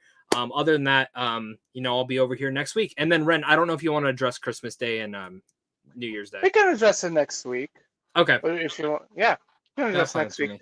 I have a busy week this week. On Monday, I will be rewatching The King's Man, and a review is already done. It's dropping on Tuesday at 5 p.m. GMT. You make the conversion on what that is where you're from. I'm also watching Nightmare Alley on Monday, which I'm very excited about. Tio Guillermo. On Tuesday, I don't have anything, and I forgot to say that I watched The Tender Bar this week, so there's a review coming for that one as well. I will be watching Licorice Pizza on Thursday, Spider-Man on Wednesday, so there will be a review for that. I'm thinking I'm ranking the Spider-Man movies as well, and then do a spoiler discussion on the weekend. Yeah, I was going to say, I am doing a spoiler discussion. Yeah, I'm doing one on Saturday. So on Saturday? Wants to join. Yeah, Saturday. Okay, I might join you in Saturday or Sunday. I'm still deciding on when I'm going to do it. Probably maybe Sunday, because if they're in the, I'm sorry for anyone, if they're in the fucking movie, I'm putting them in the thumbnail by then. Just saying, it's impossible. I'd have to. So. All right. Then I don't know if I'm doing one because Zach's doing one. I assume I'm going to be in his. But one very important thing, it's not on my channel, but tomorrow I am fighting for a championship, a movie trivia championship over on YouTube at the League of Cinephiles.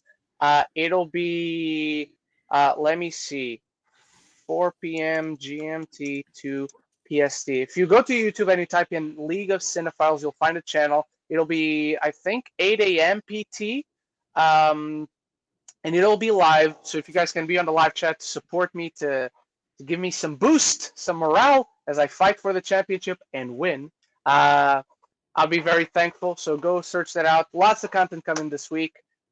James, you look like you have something to say. Do you have something to say? Or are you just excited? No. I'm Oh, just okay. smiling, bro. I'm smiling. Okay. No, I wanted to let you say if you wanted to say something. But yeah, tomorrow I'll be on that, and if you guys come watch me, I'll be very thankful. Once again, thank you to James, thank you to Zach, thank you everyone for watching, and we're gonna have a ton to talk about next week. So I hope to see you there. And so until the next one, everyone, love each other,